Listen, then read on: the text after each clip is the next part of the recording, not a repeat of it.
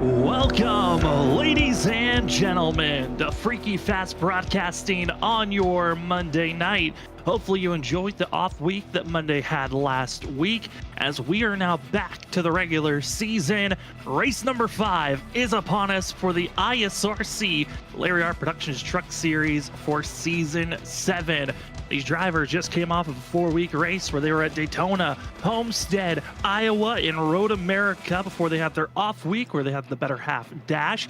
Congratulations to Lindsay on the victory. But tonight, we test out the skills at Dover, the Concrete Mile, the Monster Mile, as the drivers can test their skills for the Big Dog Dash by Jax and Archie. Jax and Archie being Ollie's Golden Retrievers. There's going to be plenty of animals out there as drivers are representing some of their pets and family pets that they have on their vehicles.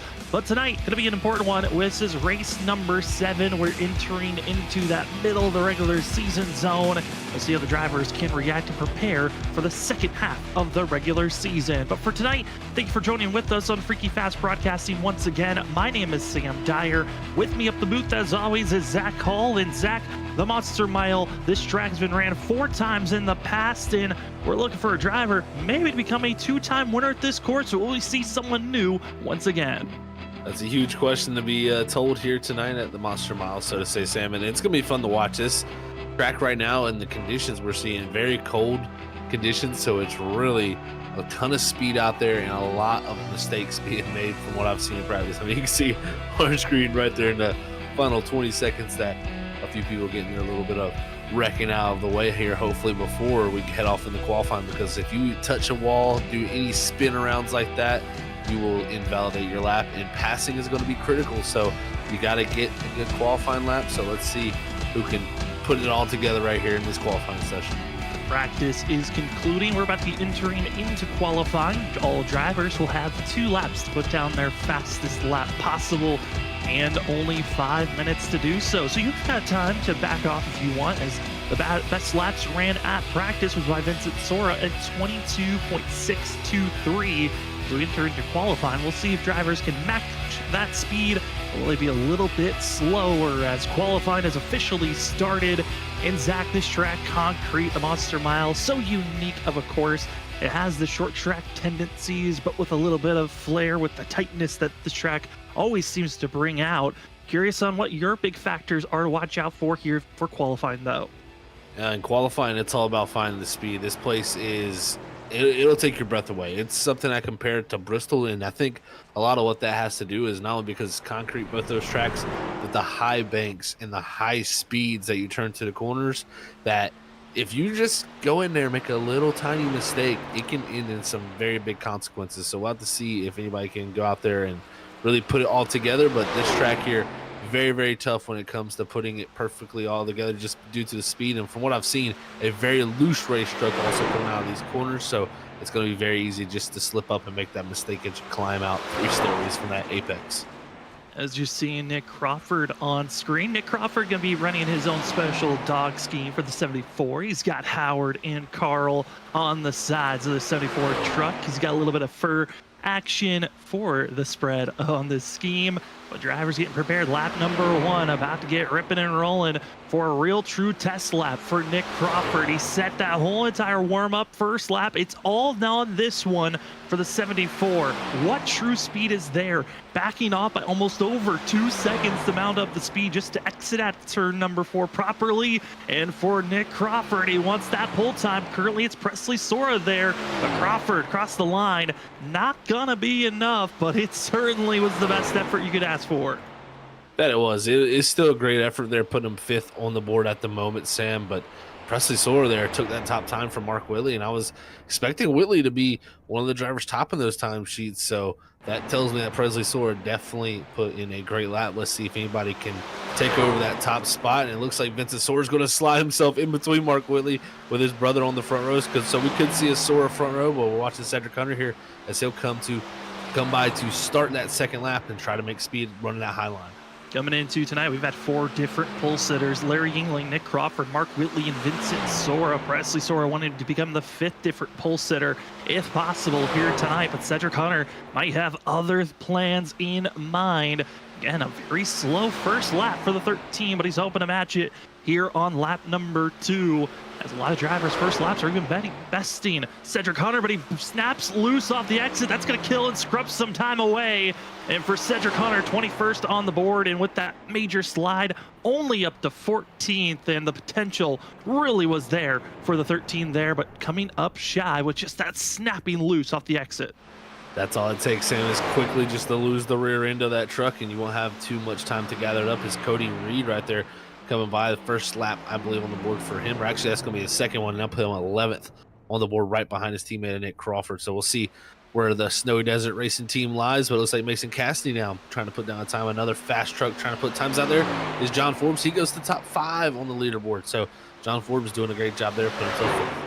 Up to 5th place as the Go Mason machine for Mason Cassidy. This is his final lap of qualifying. 1 minute and 25 seconds left in qualifying. We still have 4 other drivers yet to put down the time. Christopher Norris, Jarrett Talmadge, Malik Kuntz are drivers to watch out for, as Mason Cassidy hoping for a good run, able to bounce up to 15th on the board as Danny Cochran's last lap for the 2 machine only up to 14th. So a couple of drivers kind of shocking on the slower scale, I would say, but one driver that wants to carry great momentum, Jarrett Talmadge, trying to recover after a very poor Road America race 2 weeks ago.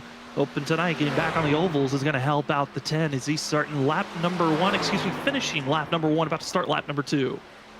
It's always tough when you come off that road course and you got to break, and then you got to kind of wait 2 weeks to get yourself back on some even footing with the times. But it looks like Talmadge they're going to put himself 14th on the board, and that's only his first lap. So let's see if the pickup is there. He didn't elect to do that slow first lap. Looks like he's going to do 2 quicker laps. So we'll see here coming out of 4 if that time will pick up and take him up the timing sheet. Interesting to see which real strategy is the better way to go, as Jarrett Talmadge crossed the line. Again, 14th on the board on that first lap. Only a small pickup up to 11th place on the board, as Malik Kuntz is going to be one of the last drivers on track, as well as Jesse Thornick, as Jesse's already finished up qualifying, currently just getting some practice time in. And you know, for some drivers, that's some good things, is once you finish qualifying, you still can continue to run if you would like. But final lap for Malik Kuntz, not to the line in time, as coming up about 60 feet short from the line. You're going to be seeing that 98 have to start a little bit further back, as if you don't cross the line in time, your lap will not count. And for Malik, unfortunately, could not get the lap timer to count. So instead, we enter into warm-up, where these drivers will have 5 minutes of warm-up period for any last little bit of practice, as well as figure out where their pit stall is, and it gives us time to take a look at the point standings and schedule for this season, as we'll take a look at our point standings entering tonight. Again, top of the board, no surprise. I mean, we've seen some drivers bouncing back and forth, but because of missing races and staying for every race so far, Christopher Norris, top of the board with Nick Crawford. Crawford, our biggest mover after his win at Road America. The 74 loving that start with Sora, 3 and 4 with Presley and Vinny. But the cutoff line at number 12, it's Justin Campbell and Shane Tarian, which we've heard Shane Tarian looking like he's stepping away. He was running a part-time schedule entering this season, and he's hit that part of the season where he can no longer race. So now it's a question, who will fill in that gap that Shane Tarian has given away, as other drivers, they've got to step up. That's exactly right, Sam. Yeah, they got to step up, because I look at some of the names out all the way back there in 16th. Danny Cochran, a past champion. He's going to be looking to move his way back into that top 12 there. Looking at someone like Joshua Kanata back there in 21st. We talked about it. Jarrett Talmadge back here in 20th. A lot of drivers who've had good success here in the past at ISRC that need to claw their way back in to that top 12 if they want to move on. And I mean, I look at some of the guys like Trent Jump, good, great qualifying run here tonight for him, 11th on that board. This is going to be a great start to his night. we've had ourselves 4 different races and 4 different winners. Same with pole sitters that continue to the streak of 5. And all the drivers that have won are inside of our top 12. But if you are outside the top 12 and find yourself into victory lane and you're inside the top 20 in points, you can actually find yourself being a bonus driver making the playoffs. So if you're outside of the top 12, doesn't mean your race is over. But here are some of the races that are coming up on our schedule. We've got Dover, Michigan, Worldwide Technology, and then another road course at Canadian Tire. Gonna be our next few races on the schedule. And Zach, I love the fact that this schedule is so diverse on the fact that each week we're kind of going through a cycle of going through short tracks, medium to large, and then back to a road course. These drivers are going to have to catch their footing each and every week because it's not something you can carry a lot of knowledge from race to race. Like you said, it's so diverse that it's going to be tough to keep on top of things. This is going to make things even more wild. We'll just see how the rest of the regular season plays out before we head to this playoffs. As that's your upcoming schedule and your past winners being John Forbes, Mark Whitley, Presley Sora, and Nick Crawford. We go into our pick'ems, drivers to watch out for, who we think may be drivers that could win, or drivers who we think just we should watch out in general here this evening. And we'll start out with my pick. I'm actually going to go with the driver to watch out for here tonight. Needing a recovery run and back to an oval seems to be the strength for the 42. Go Brown. It's Joshua Stovall going to be my pick here tonight. Again, he's had a very rough start to the season, but it can all start here tonight on the recovery run to try to make it into the playoffs. I like that pick, Sam. He had some good speed in practice. I'm about to go with some tried and true past knowledge here at this racetrack, and I'm going to be going with the 77 Mark Whitley. Haven't got a chance to pick him yet this season, and I think tonight is going to be a place where he just gets it done. So good at getting out front of these style of racetracks and just keeping control of the race. Not a bad pick at all. He's led the most laps here at Dover, added 2 of the past 4 races, and the last time we ran here in season 5, got the pole, led the most laps, and won. How many laps did he lead? 161 out of 170. We'll see if Mark Whitley can continue on that. And the third person in our booth running controls behind the screen, it's Robert Moyer Jr. as he picks the 11 of John Forbes. The 11 of John Forbes. I mean, Forbes has been strong, I feel like, in all series that we cover here. And the 11, not a bad pick at all here this evening. That is for sure, Sam. Yeah, definitely some good picks, and I got to agree with that. John Forbes, I think it's going to end up one of these 3 or possibly some others out there with them right in the mix. As we know, the Sora brothers, they're going to be quick as well. But here tonight, again, thank you so much for joining with us. If this is your first time watching a Freaky Fast broadcast, well, welcome to the show. You're watching, again, the ISRC Larry R Productions Truck Series. Larry R Productions, one of the major sponsors of the ISRC Truck Series, sponsoring drivers, races, and the league here this evening. Go check out Larry Art Productions on YouTube and Instagram to get your entertainment throughout the week. Loving the fact that also, if you want to check out, Taco Bell has had their new gelato out. Larry Art Productions, go check it out. He reviewed the new item, and great video to check out. Here tonight, though, we get ready for Dover. 170 laps. We will have a stage at the end of lap 50.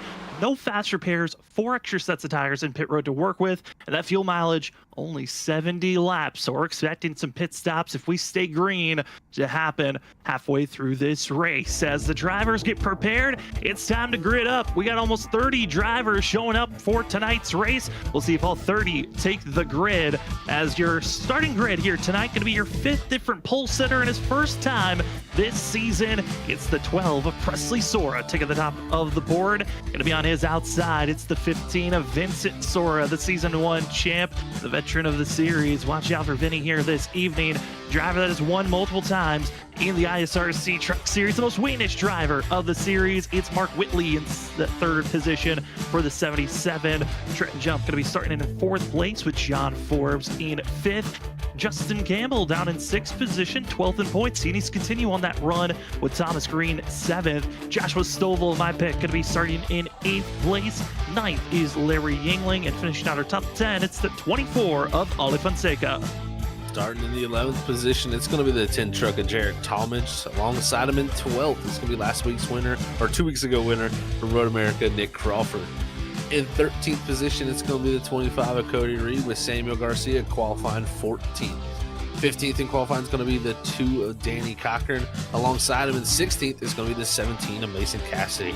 17th position is going to be the 53 of Eric Stamp, with 18th in qualifying going to Tyler Dingler. 19th is going to be the 30 of Christopher Norris, and rounding out our top 20 is Malik Kuntz. Down in 21st is the 01 of Aaron Kralik. 22nd position is the 13 of Cedric Hunter. Hunter's got a lot of work to climb through this field. Watch out how the 13 does so. Also in 23rd position is the 6 of Justin Smith. Returning after missing majority of the start of the season, it's the 87 of Talon Drake. In 25th, we find the 8 machine of Mark Morales Jr. Dakota Moniz will fall to 26th position. Michael Miller, kind of shocked on that rookie's fall back. We'll see how Miller climbs his way forward. He'll start 27th. Jesse Thornock, not a great qualifying time for himself. He'll be back in 28th. 29th is Joshua Freed, and not putting in a time, but we'll be back at the end of the field. In 30th, it's the 4 of Justin Forbes. These drivers get ready. It's going to be a quick, just one lap around, and then we get ourselves ready for racing action. Zach, it is 170 laps, but the stage break at lap 50. What are you expecting to see from these drivers, though, in these first 50 laps? Well, I talked to a few of them, Sam, and a lot of them were not feeling the normal condition of, I want to save tires here like you normally hear at Dover. They were saying track position is everything. So in this first 50 laps, I think you're going to see a lot of drivers push the limit of the truck and trying to figure out if that's going to be able to last and really know if that's going to work after the stage break. So we could see some comers and goers, so to say, if a few of these guys start falling off from pushing so hard. Kind of funny to see that second row. You've got the 77 of Mark Whitley, his spotter being Brentley, and for the 46 of Trenton Jump, it's his pet. It'll be his dog of Brentley on the side of that vehicle. We'll see how well that second row can take off, but it's the front row, the brothers. We've been waiting for this moment for a while. Will Presley, Vinny, who's going to get the better launch? Starting positions on the 12 when we take off and go, as we are green for the big dog dash by Jax and Archie. Down into turn number 1. Vincent Sora, though, gets the better run. It just looked like the 12 never was able to hit the throttle. Just kept on wheel spinning. They still loose coming off of turn number 2. Vincent Sora putting the power down very well, and that's going to stack up that inside line with Presley Sora having a little bit of a trouble there off the exit of 2. He's actually sliding now, a little loose. He's going to save it, but somehow we all keep it together as the exit off of 4, but Nick Crawford goes around. And more drivers caught up into it. Stovall and others continue to pile in. We got some gridlock action for a quick moment as multiple drivers caught up in this. Stovall, Presley Sora, and John Forbes are the ones that go around. Oh man, Sam, and that just shows you what happens here at Dover sometimes. It just takes one little accordion effect and a mistake from the 12 of Presley Sora here. It gets a little loose, backs everything up on the inside here down the back straightaway. Then he's going to go off into 3 here. He's going to get loose, but he's also going to blink out. As you can see, he doesn't do it here on this replay, but a lot of people probably couldn't see him, and then he gets loose again right here with a little bit. And we're still over there trying to miss what's happening ahead of him, and they can't go nowhere. They could not. And Michael Miller, Christopher Norris, able to avoid that incident. And just bad bump after bad bump. Right on board with John Forbes, and ahead of him again, trying to avoid where the 12 was. Wasn't sure where he was. It just snaps loose. Not a lot you can do here, and just nowhere to go. And being an innocent victim in that incident, and already 2 of our picks, major damage. Stovall, but ending and going into pit road, Cedric Hunter and John Forbes. If we're able to go back to that replay, Cedric Hunter, major damage, actually was ran over while trying to check up for that incident, was taken out by the rear bumper with Talon Drake, who was not able to slow down in time. And incidences where, you know, after the major effect, we find ourselves with drivers getting into contact. It happens all the time. It definitely does, where just someone gets slowed down, others don't, and we'll get to see here possibly what exactly did play out. As you can see here off the exits here, everything's stacked up ahead of them, of course. When you're back here in this position, you're just trying to make laps and kind of fill yourself out, and then the wreck's going to start to happen now. Cedric's actually going to check up right here on the exit, noticing that, you know, hey, this is going to clog up, and then Drake doesn't get checked up and puts Cedric Hunter into that outside wall. And that's some quick right front and rear end damage. And gonna get those repairs done and back out on track. Again, it's whenever we see these wheels get into the wall in a bad angle, that's when we see broken issues happen to these vehicles. on the trucks, the next gens, and even on the Xfinities whenever we were able to cover them in the past. But 4 drivers enter pit road for service, that being Presley Sora, John Forbes, Joshua Stovall, and Cedric Hunter. And already just on lap 1, trouble strike, proving how difficult this track can be. But the blinking issues for Presley, it seemed like it wasn't just the car being loose, but there were other issues that were influencing that 12 to have those issues kind of build up even bigger than they should have been. That's for sure. And I tell you what, I mean, the joys of going from pole position to pretty much dead last on the field with a destroyed nose. So that is a tough break. I mean, same for John Forbes. He was just trying to miss all that slide and got caught in the rear end by the 77 of Whitley and kind of helped him go around. And that just all one major stack up like that, and you take out multiple contenders, and now the perplexion of the race is completely changed. And now it's going to be Vincent Sora, Trent Jump, Justin Campbell, Mark Whitley going to be your front 4, getting ready for this restart. Jump's going to be on the outside. We saw Presley Sora not able to really get that launch he was looking for on the inside. We'll see if Vincent Sora gets a much better launch, or will we learn the outside's where you want to be on these restarts. Again, thank you for joining with us. Weren't able to complete lap number 1 as off the exit turn 4 had to go into yellow. We'll see here on this restart though if we could stay green for longer than a lap as Vincent Sora, Trent Jump get ready to enter that restart zone for the big dog bad dash by Jax and Archie as we are green, and Vincent Sora gets clean launch. He's already clear of Trent Jump as we head down into turn number 1. A couple of drivers deking in and out trying to find openings to advance forward, but it's all the 15 off the exit of turn 1. Vincent Sora there, another great restart, putting the power down, while now the drivers behind him once again battle, but it's Justin Campbell looking to the inside of the 46 of Trenton Jump with Mark Whitley right in there behind him with the 18 of Thomas Green as the top 5 start to break away. You see a side-by-side action throughout much of the field. Couple of drivers again further on back, trying to get themselves in line if possible, or find ways to attack 4 passes. But up front, it is still all Vincent Sora, but the heavy pressure from Mark Whitley on the outside, giving pressure from second place, as it's Mark Whitley, Trenton Jump, trying to solidify who's in second position as Mark Whitley slicing down, thought he was getting loose, but somehow holds on and almost had a chance to dive down to a chance for the lead.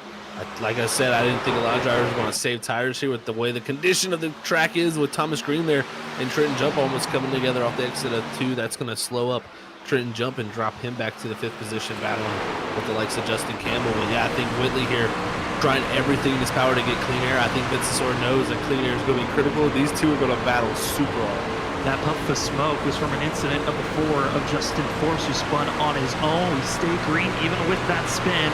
And now it's going to be the top dogs, the best rivalry from season 1. Vincent Sora, Mark Whitley, they're back at it. As Mark Whitley tries to march on the outside, he'll get the run. He'll stay side by side as they drag race into turn number 1.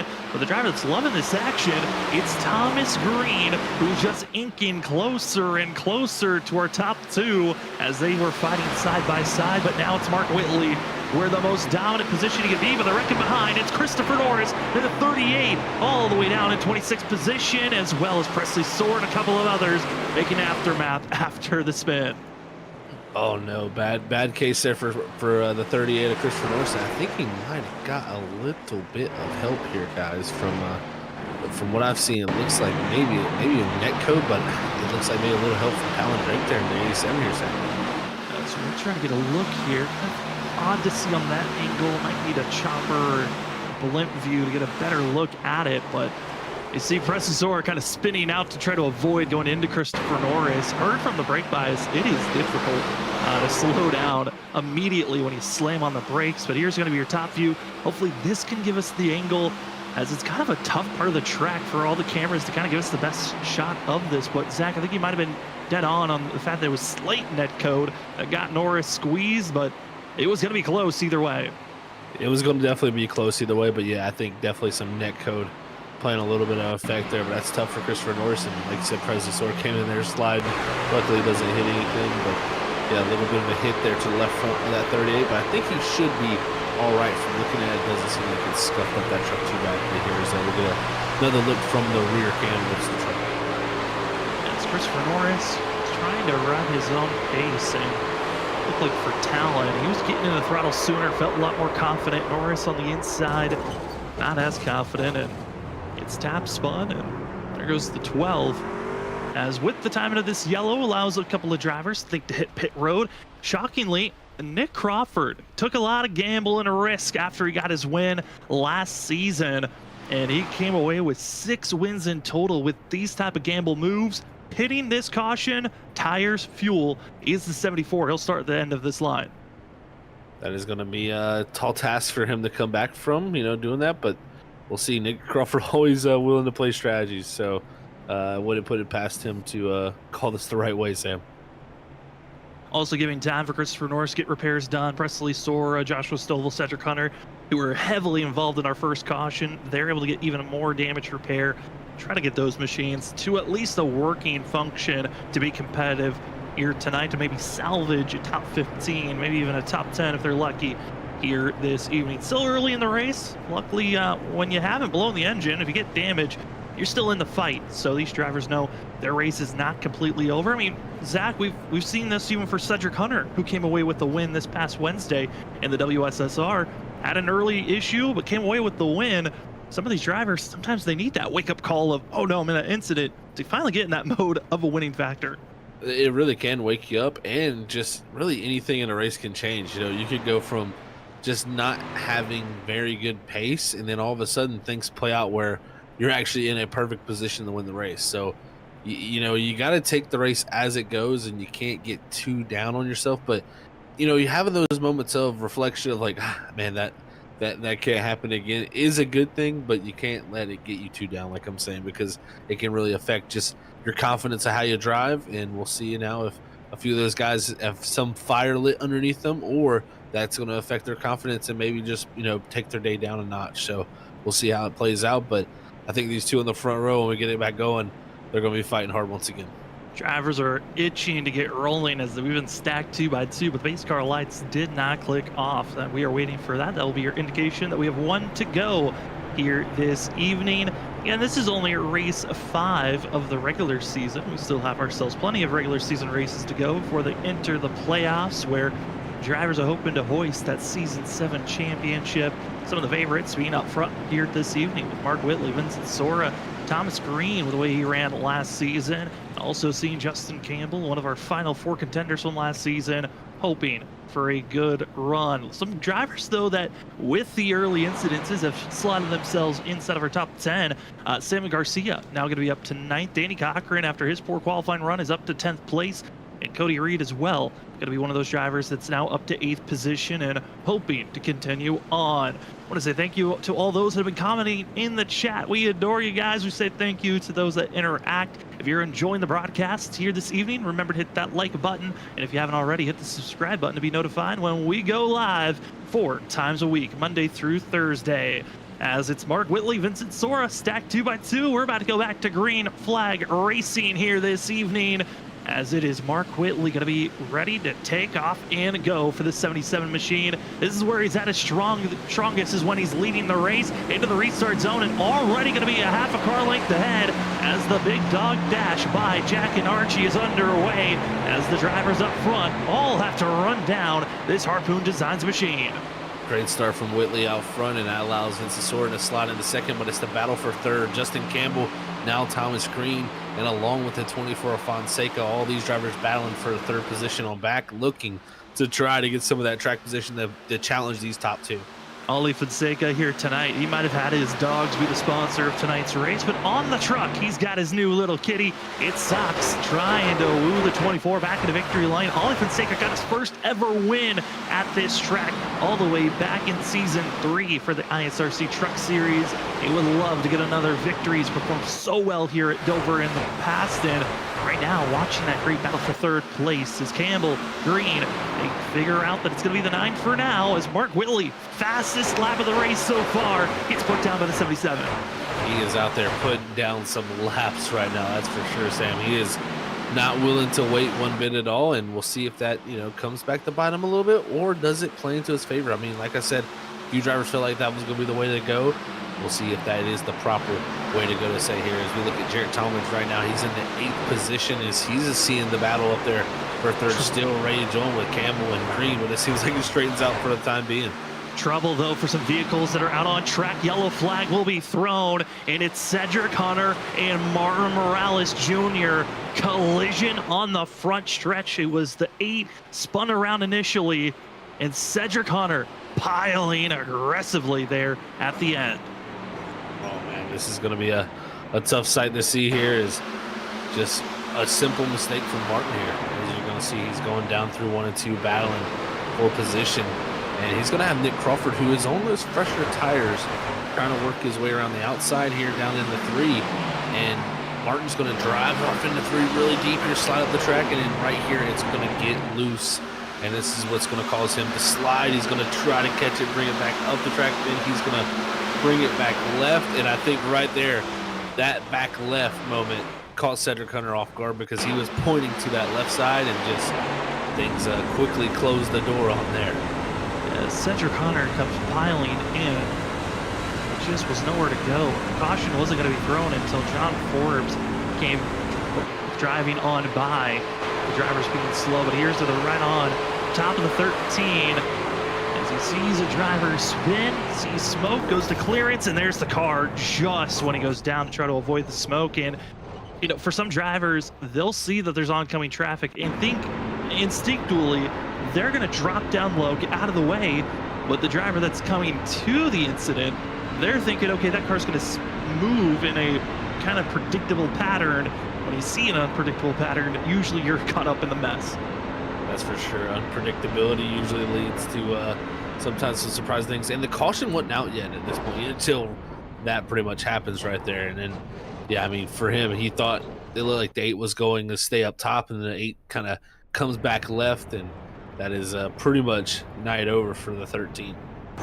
That is some hard contact to be dealing with, and for Cedric Hunter, second time with required damage, and that might be this night ender for the Hello Kitty 13 machine.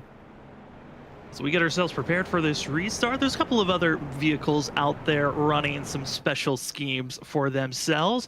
Running in 8th place for the 10 machine, Jared Talmadge. He's actually going to be driving a scheme with his going to be cat muffins on the 10. You can see on the hood there's muffins on the 10 machine. A couple of other drivers showing off. I think probably the most unique one of them all might be in 12th place. Eric Stamp has a couple of different going to be pets on these vehicles. You've got Monkey on the back, you've got Tootsie on the back rear lid, and then on the hood is actually some friends dogs that he has just there that are hanging out with 53 on the top in numbers. A little bit of homage, I would say, to one of our drivers that we cover on Wednesday nights, that being Brian McCann, who's got his numbers on the side and on the top of his vehicle. That's for sure. Putting the word version of the number out there, so that's definitely always interesting to see. And yeah, he's got plenty of pets on that truck, so hopefully they keep that truck nice and safe, and keep it nice and green like it is here tonight. And we talked about Nick Crawford during qualifying. Here is the Carl and Howard machine, as you've got the pug on the side. Nick Crawford, so proud of his pets that he has out there on track. I know another scheme out there that's got some pets on there. In 18th place, Dakota Moniz is showing off Sunshine on that 5 machine. I know a couple of these schemes look similar, designed by Danny Cochran, giving out some help for some of the drivers. And I know some drivers proud of their partly throwback schemes, because we've had the Big Dog Dash by Jax and Archie in the past. In 24th, caught up in earlier incidences, we also have Christopher Norris running his special scheme, as Norris has Ashley on that machine on the rear and also on the hood. As we get ourselves prepared for racing, there's a few other machines that we might check out later on here tonight, but we got to get ourselves prepared for this launch. We're going to be having, again, Mark Whitley in control with Vincent Sword on the outside, but Mark Whitley decided to go on the inside groove on this restart. And we'll see how well this restart goes for the 77.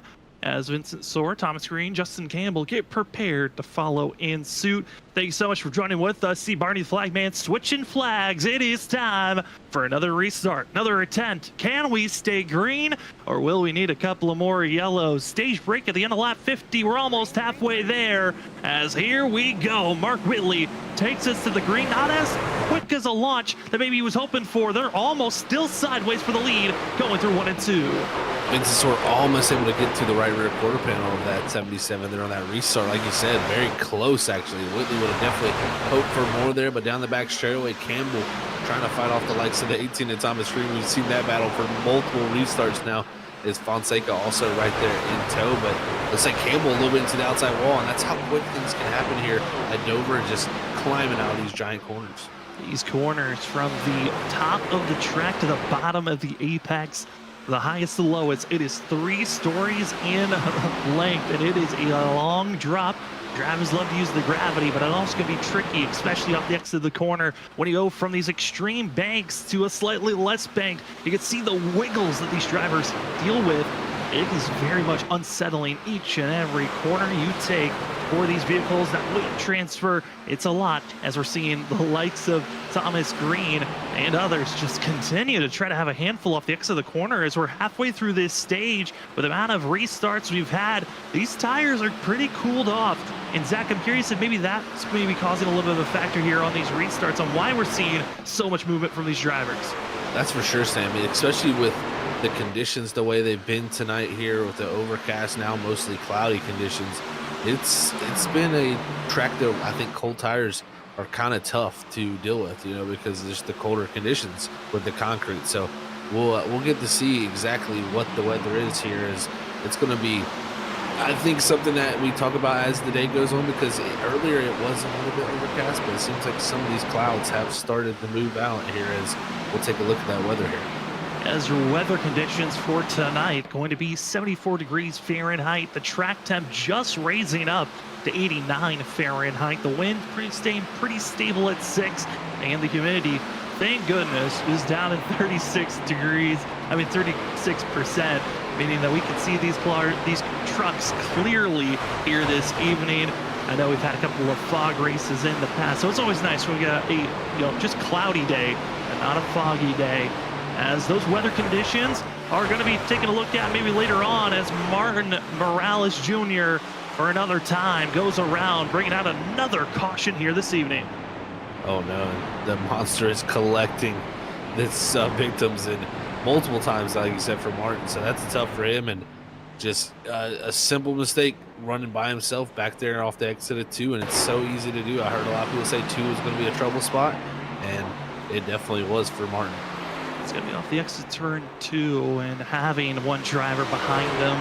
That was the oncoming traffic that brought out the yellow flag, but just snapping loose already off of 4, and you could just tell the handling is really gone. Martin was already dealing with handling issues to this point after being hit by Cedric Hunter, and the Yates just continues to fall away, overcorrects, and away he goes, bouncing off the wall that pushes him back out on track, and that's what brings out another caution here this evening. Speaking about Cedric Hunter, he has called it a night, left the server on that last restart as we resettle, get stacked up, and this is that interesting caution where if you're gonna take a strategy call of maybe pitting for tires, this would be the caution to take it. Yeah, this would definitely be that caution to try something. I think with all these restarts and everything happening, I don't think you're going to see many do it. I mean, you know, Nick Crawford did come down there for his pit stop. It was a 14.9 second stop, so I don't know if he, I mean, that is technically what about a 4-tire stop would be. I don't know if he was just sitting in the box getting fuel and just waiting, maybe with some damage, but if he took tires, he's really not made the inroads I think he would have hoped to see. No, not at this moment. It's I think also the hard thing, there's just not green enough to even give it a chance at this moment for all the strategy calls, but a couple of drivers did pit 4 tires, being led by Tyler Dangler, also having Dakota Moniz enter pit road to get service done for themselves. So we'll see if those strategy calls work out for those drivers, as Tyler Dangler, you can see on screen running the Barbie scheme. This is a tribute to Lindsay, who won the Better Half Dash for the third time. Three times they've had better half dashes, kind of on off weeks for the truck series to let, significant others, girlfriends, and also letting sometimes brothers and fathers out there on track and give chances to test out their skills on iRacing. And Lindsay with the win with the Barbie machine. So Tyler said, you know what, I'll run the scheme here at Dover as the field gets ready to pace for a couple of more laps. This is going to be a shootout here on this run. And I'm curious, Zach, we see it now. If Mark Whitley was going to just go back up to the top after that last restart. Yeah, I think he's gonna do that. So looks like he's gonna, at least on the straightaway right now, he's electing to stay up high. So we'll see if he restarts on the higher side. But yeah, last time not the greatest start for him, where Vince Toro was able to stay on the outside, because that's your worst nightmare. If the reason why I think he's going to move to his top side too is just because if you do have Vince Toro getting a good enough start, he's on the bottom side of you. And what we've seen tonight a lot of times, coming off the exit of the corner, it's very tough for that truck on the bottom to be able to hold the rear end and not slide out as they come off the exit. So it really gives that outside a big advantage. So no surprise, I think, to see Whitley pull immediately to that top side here for this restart. Not at all, as drivers from the 9 Dime Motorsports team, being Malik Kuntz and Justin Smith, they're actually part of the biggest mover so far this evening. 12th and 13th on the ticker so far, and Justin Smith up 10 positions. Our biggest mover so far, kind of avoiding a lot of the carnage, is the 6 machine. So they'll try to continue on their way forward as the field is stacked up. We're getting ready to go this time by. For those that want to watch more broadcasts from us here at Freaky Fast Broadcasting, again, we cover 3 other series besides Monday night. We cover the Challenger Racing Series on Tuesday nights, and the Next Gens, they follow the actual NASCAR schedule of the races that were ran the previous Sunday. And then on a Wednesday, currently in the playoffs, the hunt to see who's going to take the championship. We have the WSSR in their Next Gen vehicles racing again on a Wednesday night. And then Thursday, running the Next Gens, but in the open setup category, we've got the Shoney's Doghouse Cup Series, as they're still in the early portions of their season. So those are some of the other series you could check out, but here tonight, it is Mark Whitley, Vincent Soar going to be on your restart. For those Joseph Stovall fans out there, he's currently still on the recovery run. It's up to 23rd position after getting his damage repair. Green flag is back in the air. The big dog dash by Jax and Archie is back underway, and it's Mark Whitley with a much cleaner restart for himself off the exit of turn 2. Much better restart for Mark Whitley. He immediately was able to clear Vincent Sora and had a clear track heading down in the 1. But now it looks like it's going to be the likes of Ali Fonseca, Trenton Jump battling back there for 5th and 6th, along with Thomas Green for 4th. So it always seems like from 3rd on back is where the battles start, but it seems like they single filed out now. Trying to keep it a little bit neat and tidy. Trenton Jump in the 46. He gets in the grazing into the wall. As you see there off the exit turn 4, backed off, gave the position to Ali Fonseca for 5th place. But for Trenton Jump, luckily he's got an ally behind him. That's his Armadillo's teammate of Eric Stamp, as they try to work as one to see where Ali Fonseca will try to attack with the 24, as Ali with Sox riding on board, trying to get by the 18, but just not able to really. Looks like there's no pressure at the moment for Ali. He seems pretty satisfied with just running in 5th place. That he does. It seems like he's kind of content, like so to say. So that's a good stage point today. I mean, if anything, you finish top 5 here at Dover in the stages, that is a huge benefit. I mean, like we talked about, Ali's a past winner here. He loves this racetrack, so I think he's sitting right where he wants to be for when this stage break comes up, to see if he has something to run these guys down late in this going. But right now, single file out for the majority of the top 10 as everybody's trying to get into those stage positions. Ali Fonseca, part of Team Watson, FTB, make their way forward. Also, other drivers part of that team: Martin Morales, Mason Cassidy, and Samuel Garcia. Which Garcia, and one's a driver that has been trying to move forward at this current moment, has fallen outside of the top 10.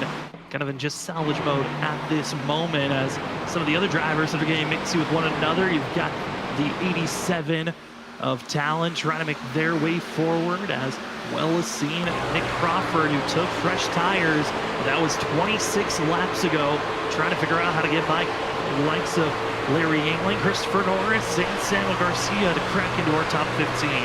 That he is. He's right here on this inside line. He's got Aaron Kralik to his outside. Talon Drake here, as we can see right behind him there. Healing in front. And yeah, those fresher tires haven't been able to do much, as it was almost contact between the 01 and the 74s. He had a big wiggle, had to gather that up, and now he'll be side by side with Talon Drake for 18th. So the tire's not doing any benefit. And for you Stovall fans, Joshua Stovall has now entered the picture into this fight we were watching as the 42.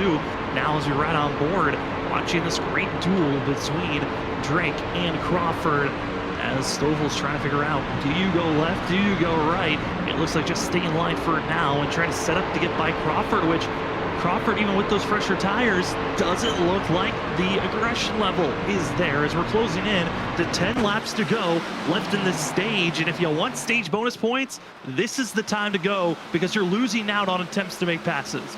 That's exactly right, Sam. You never know. A caution could come out at any moment, and if we're past lap 45 when it comes out, that's going to be the stage. So we're, really could be less than 3 to 4 laps away from that stage call. So you got to get everything you can here and get some spots if you're hoping to move forward. And trying to move forward and using every bit of this truck, Malik Coates able to push the 53 of Eric Stamp wide. Stamp goes into the outside wall for a quick moment and giving drivers chances to slash down and get by the 53, as Stamp was looking for some good stage bonus points and instead will fall outside of the top 10. Now giving chances to move up, going to be Mason Cassidy as well as Jared Talmadge trying to crack into our top 10, and Talmadge now up to 10. And watch out for the Go Mason machine. Mason Cassidy with one of his better long run positions, with Justin Smith right behind trying to get by Stamp. That he is. Mason Cassidy trying to make this pass on Stamp to have an opportunity to go up here and battle Jared Talmadge right in front of him, and Cassidy does get it done. Now Stamp's going to be under fire. Justin Smith shoots to the inside of the 6 machine. So big maneuvers being made here as it's close the door-to-door action as they do finally touch on the exit of 4. That's not usually a good sign, and Smith trying to make sure he didn't continue to run that 53 up into the outside wall, cranks the steering wheel, almost throws away his race, but losing massive track position as Stamp goes from, not Stamp, but Smith falls all the way down to outside of the top 25 when he once was battling inside the top 15. Now back to watching the action right behind Stamp. This is for 13 to 14. As Stamp gets into the wall, Norris tries to scoot his way forward. The 53 and everyone on the outside hold on tight, because this isn't over yet. Kralik gets the slide, gets the assist to stay straight as the field gets a little mixy once again. Coming to the end of the stage, and if we get a caution now, that will be the stage. Kralik keeps it together, and same does everyone else. Man, oh man, they came so close to Stamp again into the wall there off of 4, as everybody is getting very, very loose here as these trucks continue to worsen up with the balance, and we're going to see if we can even make it to lap 50 for that stage. They just keep pushing tight into the outside wall, and those that just show a small sign, it just gets bigger and bigger each and every lap that trickles on by. And now Stamp almost the outside wall, gonna be Jared Talmadge able to make a move. We hop on board Larry Yingling, who's able to slice his way down but not able to hold steady. He has to back up quickly because here comes the rest of the field keeping their foot in the throttle and making the pass on Yingling. Oh man, if you're Yingling, you're in such a terrible spot now with the 5 on your door, the 12 coming, and everybody looking to conveyor belt around the outside as everybody on the inside just looks super loose. They look loose and they continue to wiggle and slide, and you can see from that shot, willing to go 3 wide is Smith, giving a slight bumper to the 19 of Tyler Dangler, and Presley Sora, even with the damage he collected, the 12 now up to 19th position, working the outside groove, and it just seems to be a little bit more of a stable place for the drivers that are feeling that looseness. If you're on the inside, you gotta be careful as they squeeze once again. Drake trying to push these drivers forward on the outside of the 87. Oh man, the stack ups are huge right now as everybody right here in this position, they're not in position to get stage points, so the caution's not too far away. They just want spots, I guess. So track position, very valuable for a few of these guys farther back who are fighting like it's the last lap. Fighting for every little bit of this course as the leaders up front, they've now crossed the line. This is the final lap of this stage, and for some drivers, they're happy it's over. For Vincent Sora and Justin Campbell, they almost get into one another for second place, but up front, it's all Mark Whitley. Whitley, stage win for the 77, and he's back where he's the most comfortable. That's fresh air on a concrete course. Whitley, winner of the stage here at Dover. Man, oh man, what a drive there from Mark Whitley. Also got to give a shout out Danny Cochran. He drove his way from 15th to 5th, so that's a great stage run for the 2 machine. It's incredible. One of our biggest movers so far, up 10 positions. Of those that were inside of the top 10, he is the biggest mover right now. 2 drivers tied with the biggest movers position so far is Jesse Thornton and Joshua Freed. But here's how the points are going to be given out, with Mark Whitley getting those 10 bonus points for winning the stage. Vincent Sora 9, 8 goes to Campbell, and the rest continue to divvy down. Finished outside of the top 10. Sorry, no stage bonus points for you, as Mark Whitley will enjoy those stage bonus points. With Mark Whitley not going to be in the Discord channel for us to pull up and talk to, this gives us a moment to step aside on our end. We will take our first commercial break of the evening. Great racing action. It was chaotic there in those final 10 laps, and that's just a small picture of what we expect to see for the rest of this race. Finally got some green flag racing. Love to see it. But for the ISRC Layer Productions Truck Series, Race 5 for the Big Dog Dash by Jax and Archie. Will that green flag racing continue, or are we going back to the early stages? Caution after caution. We'll find out right after this.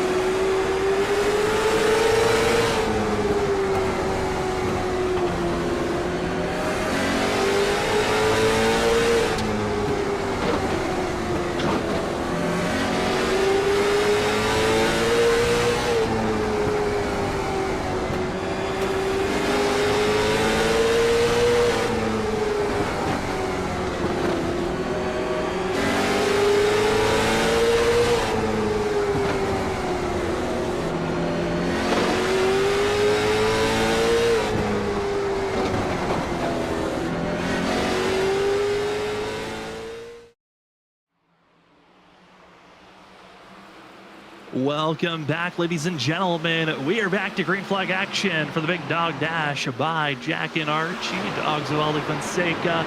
And currently it's Mark Whitley, your stage winner, taking the lead here on this restart. You got Justin Campbell, Thomas Green, Vincent Sora going to be back in 14th position. We're going to be back in 4th position, excuse me, as they continue to try to stay single file out. A little bit different from the type of racing we saw coming to the end of the stage. Drivers trying to stay single file up front, but further on back, they are still racy as ever, back around that 15th position on back. We saw that was the pack that was really going wild there at the end, Sam.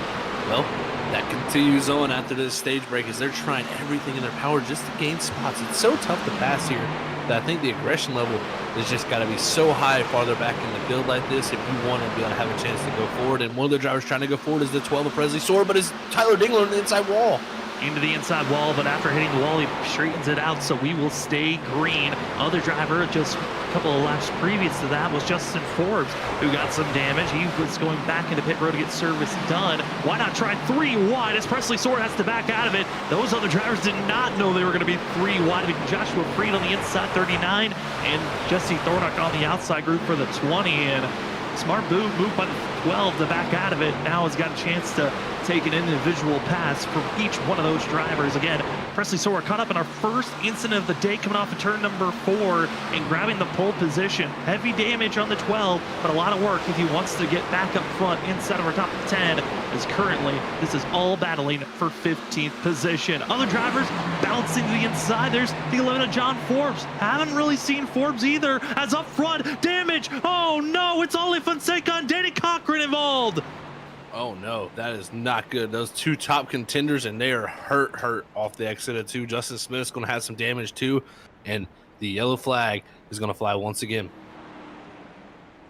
As drivers get caught up in the incident, they were racing hard. Ali Fonseca dives low, grazes the apron that pushes him up, and then into the 2. And once again, Zach, I don't know if that was fully Ollie coming up or if that was net code, but this is how Justin Smith gets involved. Ali Fonseca lets his car roll down, and Smith not expecting it. Oh, it's such a tough break for Smith there. And yeah, I'd have to go back and look at it a few times to really see, because like you said, it does seem like the way the truck's connected, especially, seemed like some very big net code. And yeah, actually going back and looking at it, saying definitely some decent bit of net code. Is you're gonna see the 24 bumper into the back of the 2, but the 2 or 24 makes that mistake onto the apron, washes up into the 2, but the net code's what makes it terrible. Yeah, it's gonna have to be another aerial view if we're gonna see it, but it's one of those wrecks where these are friends. They're not expecting one another to make this type of incident. They recognize each other's positives, negatives on track, and Danny Cochran, Ali Fonseca trying to figure out where they want to place each other. It's going to be going into turn number 1 and 2. You'll see it here. Ollie goes down, going to get close to the apron, and then when they come back together, you're going to see a little bit of spacing. And at that moment right there, that's when, with the internet connections, there's invisible, what we call them, hit boxes that kind of shift on their own when connections aren't perfect. And it looks like Danny Cochran or Ollie Fonseca's hitbox kind of just drifted a little bit too much, got into the other driver's hitbox, and it got those drivers connected in hard contact for both. As Ollie Fonseca, Danny Cochran, both going to have required damage flags given to them, so both into pit road, and both going to be multiple laps down, at least for Danny Cochran. Ollie Fonseca times it perfectly. He's still on the lead lap, but the damage certainly is a lot greater than he would hope for. That's for sure, Sam. Yeah, definitely some big damage. And like you said, Cochran, I mean, he's still sitting on pit road. So just a really unfortunate situation there. It was those 2 racing really, really hard. The 24 goes for the really strong move to the inside there. And really where it all went wrong is when he makes a mistake again on the apron. You know, the net code happens there. It makes that contact. But if you're Danny, you're still going to go back and probably say, man, you got on the apron there and just kind of washed up into me there with that mistake. And that's what happens here at Dover, though. Really close, tight-knit racing like that is going to cause those incidents, and we've seen it so far tonight. It's been riddled by yellows. It really has been. Tonight's race, coming into this evening, we knew there's a chance of high caution counts, but it wasn't something that we thought was going to happen. As again, this is the fourth, tonight is the fifth time being ran. We've had 4 previous races at Dover, and those four previous races, we've had 2 of the 4 have 5 cautions, and then we've had a race that had 3 that was back at season 2, and then season 4, only 1 caution was thrown here at Dover. So the potential of a low caution count race was there, and I think was expected, but it kind of got turned around with the track. The way this track has evolved with the cooler temps, everyone's feeling a little bit faster. And sometimes when the trucks and the cars are faster, I mean, Zach, I think you've seen it also when driving, drivers kind of get a little bit over their head at moments and make bolder moves than they usually would if the truck or car was running a little bit slower.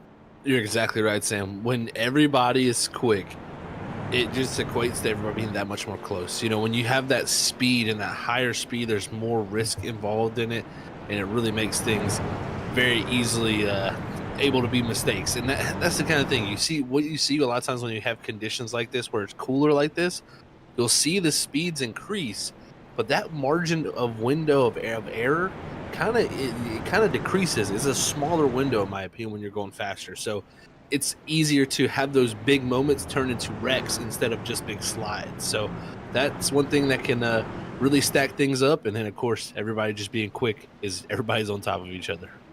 As up front's going to be Mark Whitley and as well Justin Campbell. Whitley looks like he's going to be continuing to change up which lane he wants to be leading. Now going to be on the inside.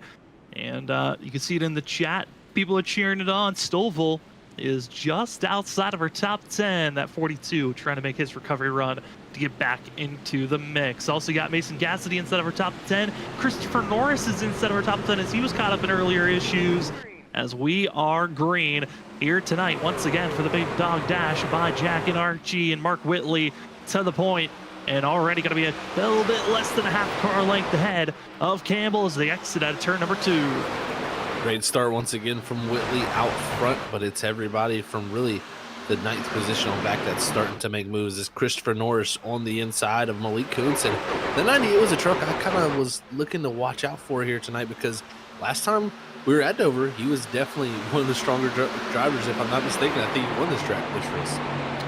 Malik Kuntz, he's been close. He's almost found himself in victory lane. I think that was the Trenton jump race where he came up just a little bit shy. But Malik is someone that is threatening. I feel like at every race, in this 98, the potential. I think back to his rookie campaign, Malik kind of had a similar start to Ollie Fonseca, I would say, where the first season there was so much high confidence with the early pace, but always had the worst luck at times. Then kind of had some anger moments in season 2, and his last couple of seasons mellowed out on track and is now just trying to find that raw speed that the 98 had initially when he first joined this series. But currently runs 9th, pretty good run for himself. Look just outside of our top 10. In 12th position, we find the 42 of Joshua Stovall. There is your UPS Brown machine as he's racing with your pole sitter of Presley Sora, as Sora's on his recovery run as well. Great recovery run for Sora, too. That is amazing for Presley to already be working his way back to here. Same for Stovall. I mean, he was involved in that same wreck. So both these drivers having some great recovery runs. Now it's going to be Presley Sora to the inside of Christopher Norris. This is the battle for 10th. It looks like Christopher Norris is going to roll over and give it to him. But the battle for the 42 and the 38 ranges are continues to just be back and forth. Seeing some drivers that were working up front on the outside. After they get to a certain level, it seems like those tires start to fade away on the outside groove as Norris will now follow the clutches of Joshua Stovall. Stovall moves up to 11. Now going to be seeing Talon Drake as well as Joshua Freed, Michael Miller. They're on their charge to be going forward, and for the likes of Miller and Freed, both have been running very similar this season. I would say qualifying hasn't been the strongest for either one of them, but when it comes to the end of the race, they always just seem to pop up near our top 10 position. That's always a great feeling too, when you're just kind of lurking in the background, and then all of a sudden you get those good consistent finishes, and that could be what propels you to a top 12 points season. So we'll see if that allows them to get into those playoffs. Is consistency can kind of sometimes bail you out of a lot of things. So we'll see if that works out for this grouping, but it's also got a lot of fast trucks right here. And look at John Forbes finally making his way, trying to break into the top 15 with this passer on the outside of the 39 of Freed, and he will get it done off too. able to get it done, but there's drivers up front that are struggling, and that's the 46 at Trenton Jump. Jump has been on a free fall for himself. Once was challenging for 4th place, now falling to the clutches of 8th position to Jarrett Talmadge after grazing the wall off the exit of turn 2 the lap prior, but he has been going backwards, and this has got to be a frustrating feeling, joining the likes of Christopher Norris and a couple of others that were falling backwards after the way they started on that restart. That's for sure. It's so tough here at Dover too, because things can snowball so quickly. You know, just a little bit of too much pushing is old. John Forbes, I think, in the background, big slide for him, but he catches it, as that could have been night over for the 11. But he did a great job of gathering that thing back up and holding on for 15th. But it is definitely a track that things can snowball, and if you're trying to jump right now, you're trying to just take a deep breath because you fell those 2 spots. Now you're in 7th, and you got kind of a little bit of breathing room behind you. Now you're going to try to manage your equipment a little bit, as this grouping is stacking up with each other while Whitley out front just driving into the sunset.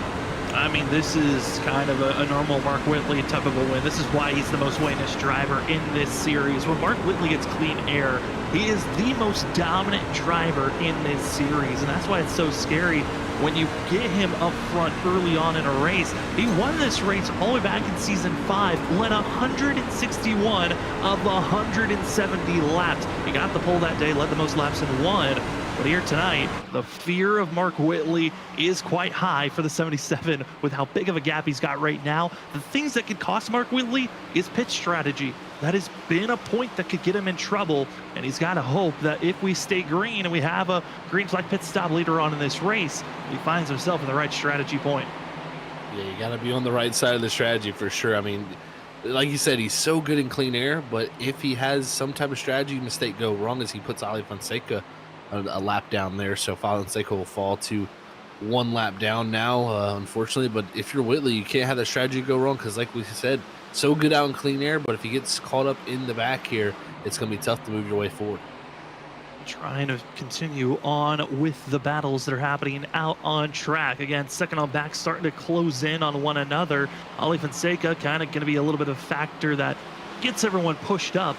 But Justin Campbell is in trouble. Vincent Sora trying to get to that outside quarter panel, not able to do so just yet. But you got to be careful. He squeezes that outside wall. Instead, he'll make a deking move to the inside. Now going to be side by side for second. It's Campbell, it's Sora, and Thomas Green trying to give the bumper to assist the 15 on the straightaway, but they're not able to get in line. Instead, everyone has to take a deep breath. And this accordion, this grouping, the more they get clogged up with one another, any mistake of trying to go for a pass and it doesn't work is going to rattle back through this group and could cause a chain reaction that we have to keep our eyes out on, as Vincent Sora once again has to back off, get some spacing, and set up for another chance for a pass.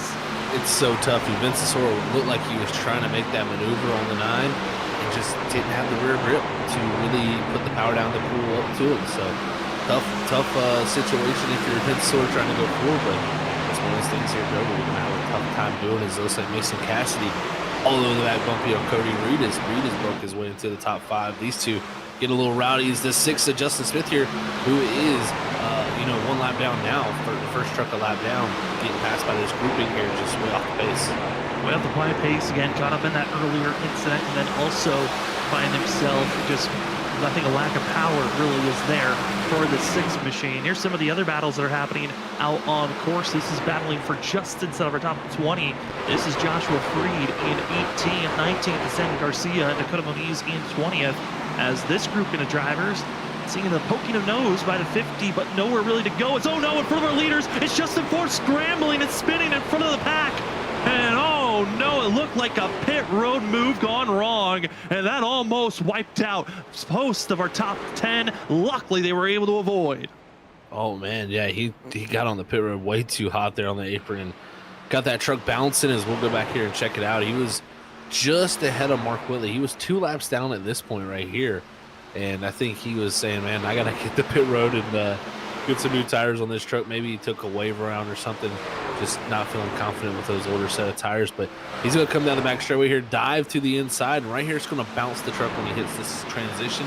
And from there, he loses the rear end with probably having the brakes pretty far to the rear. And he's going to try to correct it instead of just keeping the spun out down there. And it's going to do a 360. Whew. that was close to being major disaster there, Sam, for the 4. Yeah, for the 4 and plenty of others, but this caution resets the field. This is going to be on lap 84 that everyone enters pit road. Going to be the start of 85, where the fuel window we were given around 70. This is still short of making it to the end of this race, but this does put us in that weird spot of, if we get a couple of more cautions, this could be your final pit stop of the day if you time this out right with the yellow flags, as everyone coming into pit road going to get 4 tires and a fuel, getting back out on track. Michael Miller doing a strategy that we've seen in past races for the 99. He will stay out to lead a lap.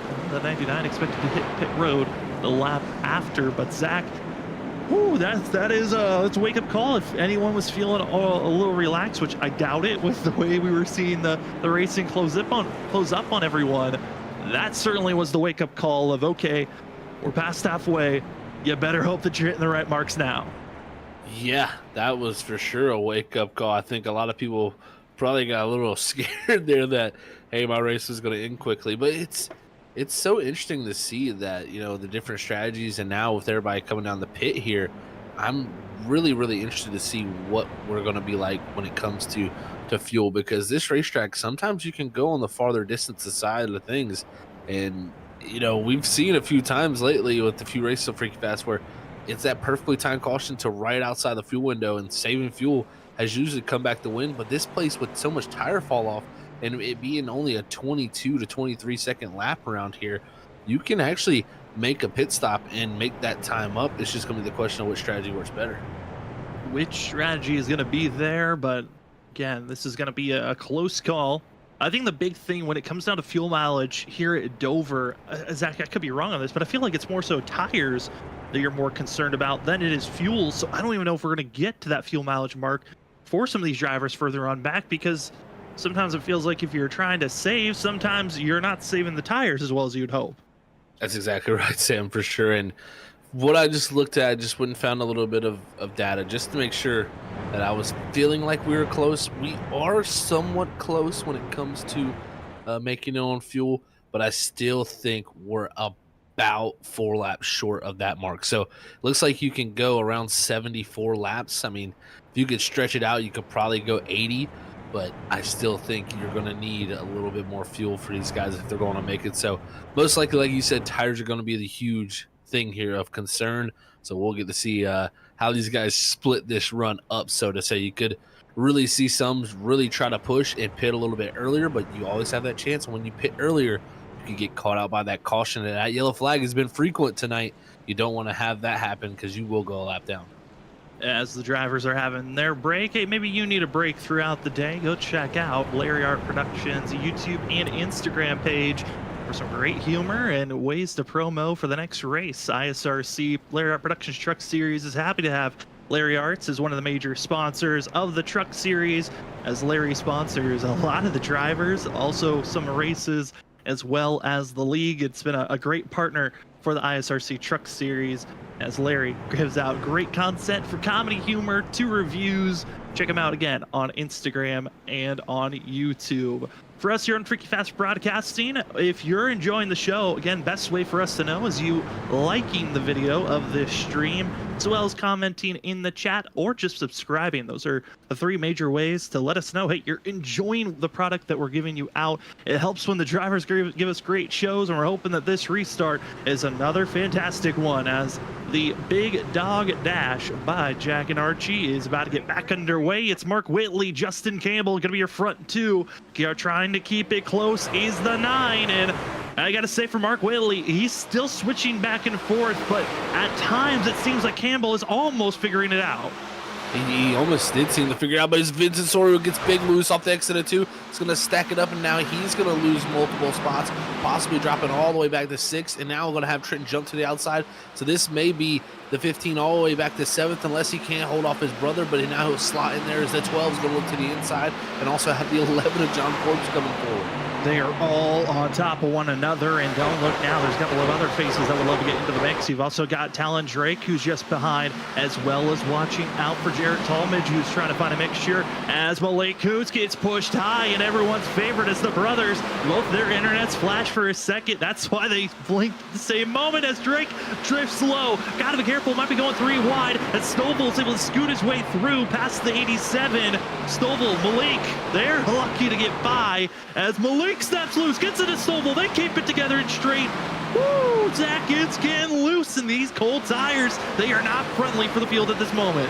That they are not. Everybody having big moments as Vincesaurus, same for him, another slide off of 4, while Mark Whitley puts in purple lap time after purple lap time. This is showing right here that all it takes is one little mistake and you lose a ton of track position. You get back in the Hornets nest as the 15 is done, and he is slipping farther back as now he has his brother to the outside, and the 12 of Presley Sora look to take 9th over from Vincesaurus, who at one point was running 3rd just a few laps ago. I mean, those were the 2 drivers that were leading the front rows to start this race. Now, going to be leading back in 9th and 10th position. Instead up front, it's Mark Whitley and Justin Campbell once again. And that gap of the lead is already up to a half a second. But it's Campbell on back that I'm curious about. How will that grouping clog back up into the train that they once were? They were all stacked nose to tail for almost about 10 truck lengths back. They were keeping it close. Will it continue like that trend, or will we see Campbell try to get a little bit more aggressive here? But like we've been talking about under that last caution, fuel, tires, it could get close if you go into extreme save mode, but that is a gutsy call to make.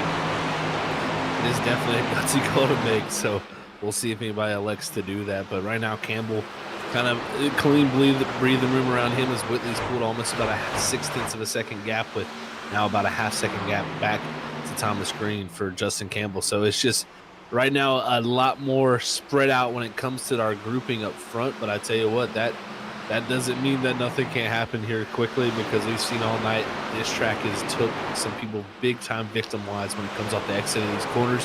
It is crazy to see how this is all working out. It certainly has. And again, the Hornets nest that once was 15th on back, it's now 12th on back. It's more so of 12th to 16th is that current Hornets nest. If we're going to see issues, it might be from this grouping that have really been trying to stay attached to one another. Garcia and Talon Drake have been very close to one another, and right now you see Samuel Garcia, our rookie of the year last season, the 50. He's had a very up and down type of a race. He's been in some of our top 10 at moments. He's fallen all the way down to 25th at another time, and currently runs 15th, and trying to again finish with a top 15 finish would be such a good day for this 50 machine. It really would be, for sure, as Garcia is just continually, found his growth. We talked to him earlier, in the season about how that's what he wanted to do. He just wanted to continually grow here at ISRC, and he's definitely done that. As we look back to last race's winner, not last week, it was 2 weeks ago, after a great run for Nick Crawford finally getting that Road America win. It's been kind of quiet tonight after making that early pit stop. He's been stuck back here outside the top 15, has never really found a way back forward. Yeah, I'm curious if Nick's maybe rethinking that strategy call, because like I said, has never really been able to move his way forward. And surprisingly, it's actually been the drivers that were caught up in earlier wrecks that have moved forward much more efficiently than Nick Crawford. The aggressive big moves have allowed some drivers to grab those track position back and not relinquish any lost time. Here's some drivers, though, that are getting on top of one another. Seeing John Forbes, speaking of relinquishing and not wanting to lose time, the 11 caught up in that first caution of the day.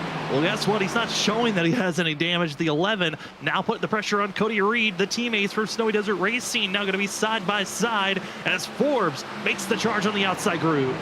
What a pass for Forbes, but he's got the fight still because Reed drives it back in there and won. But I think off the exit at 2, the pass should be done this time as Forbes now into the top 5, and he is a threat. I tell you that. He is a threat when it comes to Dover, so do not count the 11 out. He's going forward. He certainly is, up to 10th place as driver that's shockingly up front. Mason Cassidy, 4th place for the Go Mason machine, as he's trying to run down 3rd place runner of Justin Campbell. But the driver that was able to finally get by Campbell, Thomas Green, he's on the charge. But I'm looking at the lap times here, Zach. still Mark Whitley is running 3 to 4 tenths faster than anyone else out on track, except for Thomas Green, who's just 1/10 off.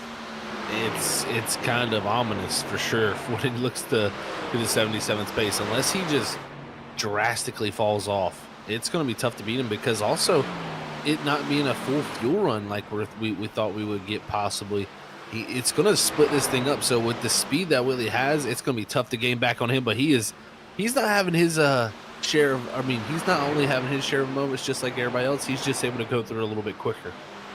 Yeah, a little bit quicker, having that fresh air, that certainly is helping the nose get a little bit more assistance going through these corners, as seeing the rest of the field all in line, and this is going to be a charge to who can make it to the end of this race. Still plenty of great racing to be seen, as we're over 100 laps, still have over 65 laps to go here tonight. We will step away for another commercial break. We want to say thank you so much to everyone that's been watching with us. When we come back, more great action here at Dover as the ISRC Lariat Productions Truck Series race number 5. It's the Big Dog Bash by Jax and Archie. We're happy to have the sponsors back for another Dover race, as we will be back right after this for some more concrete action.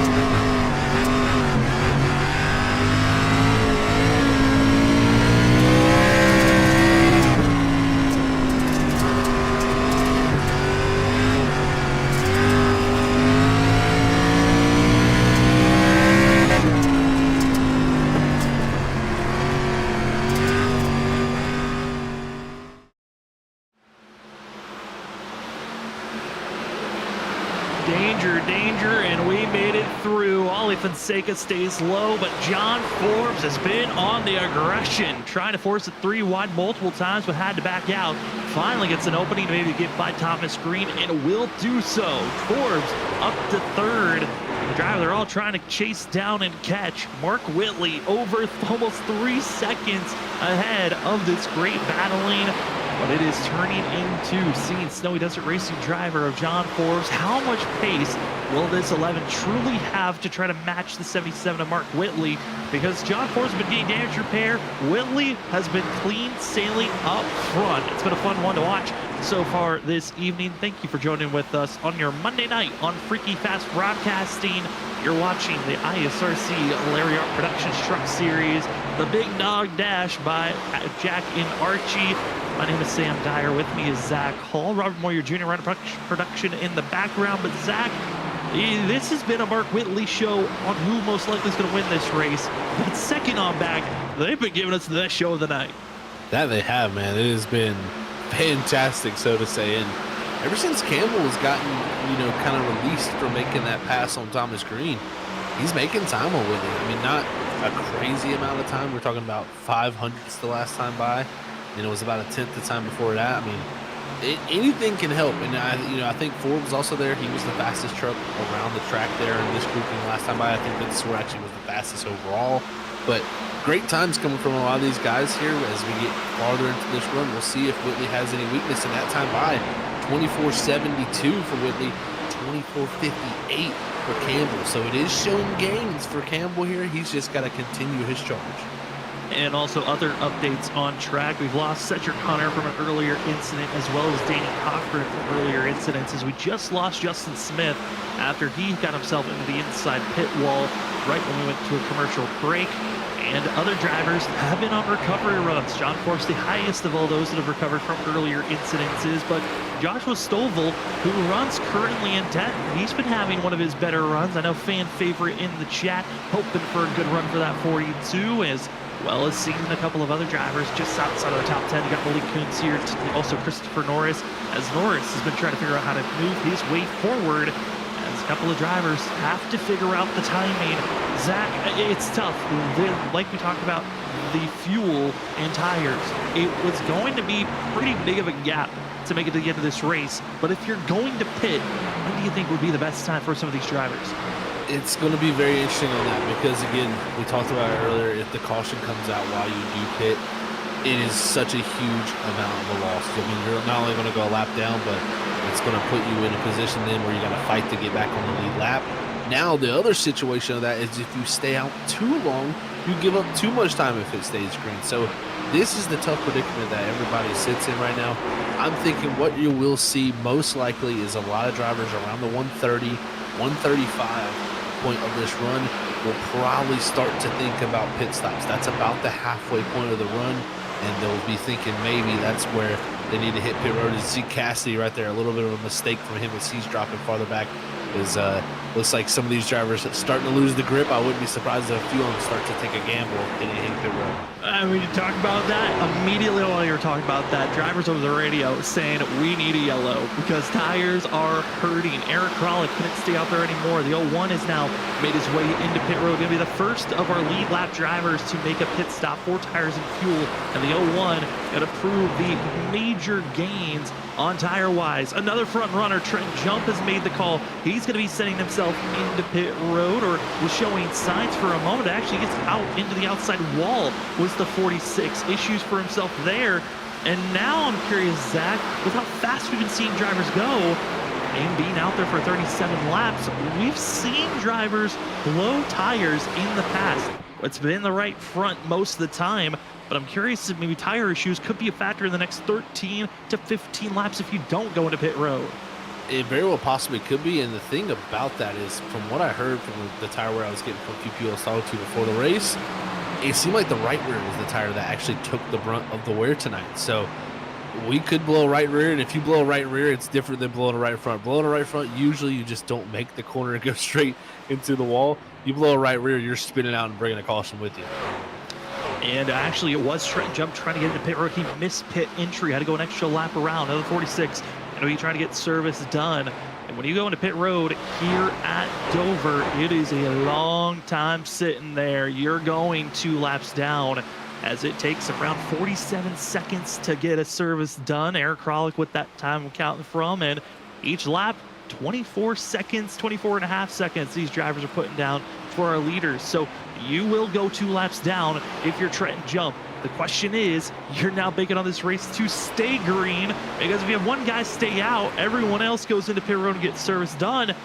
Even if you take a wave around, you're still trapped 1 lap down. So this is that really odd spot where you need this race to stay green if you've made the call to pit right now.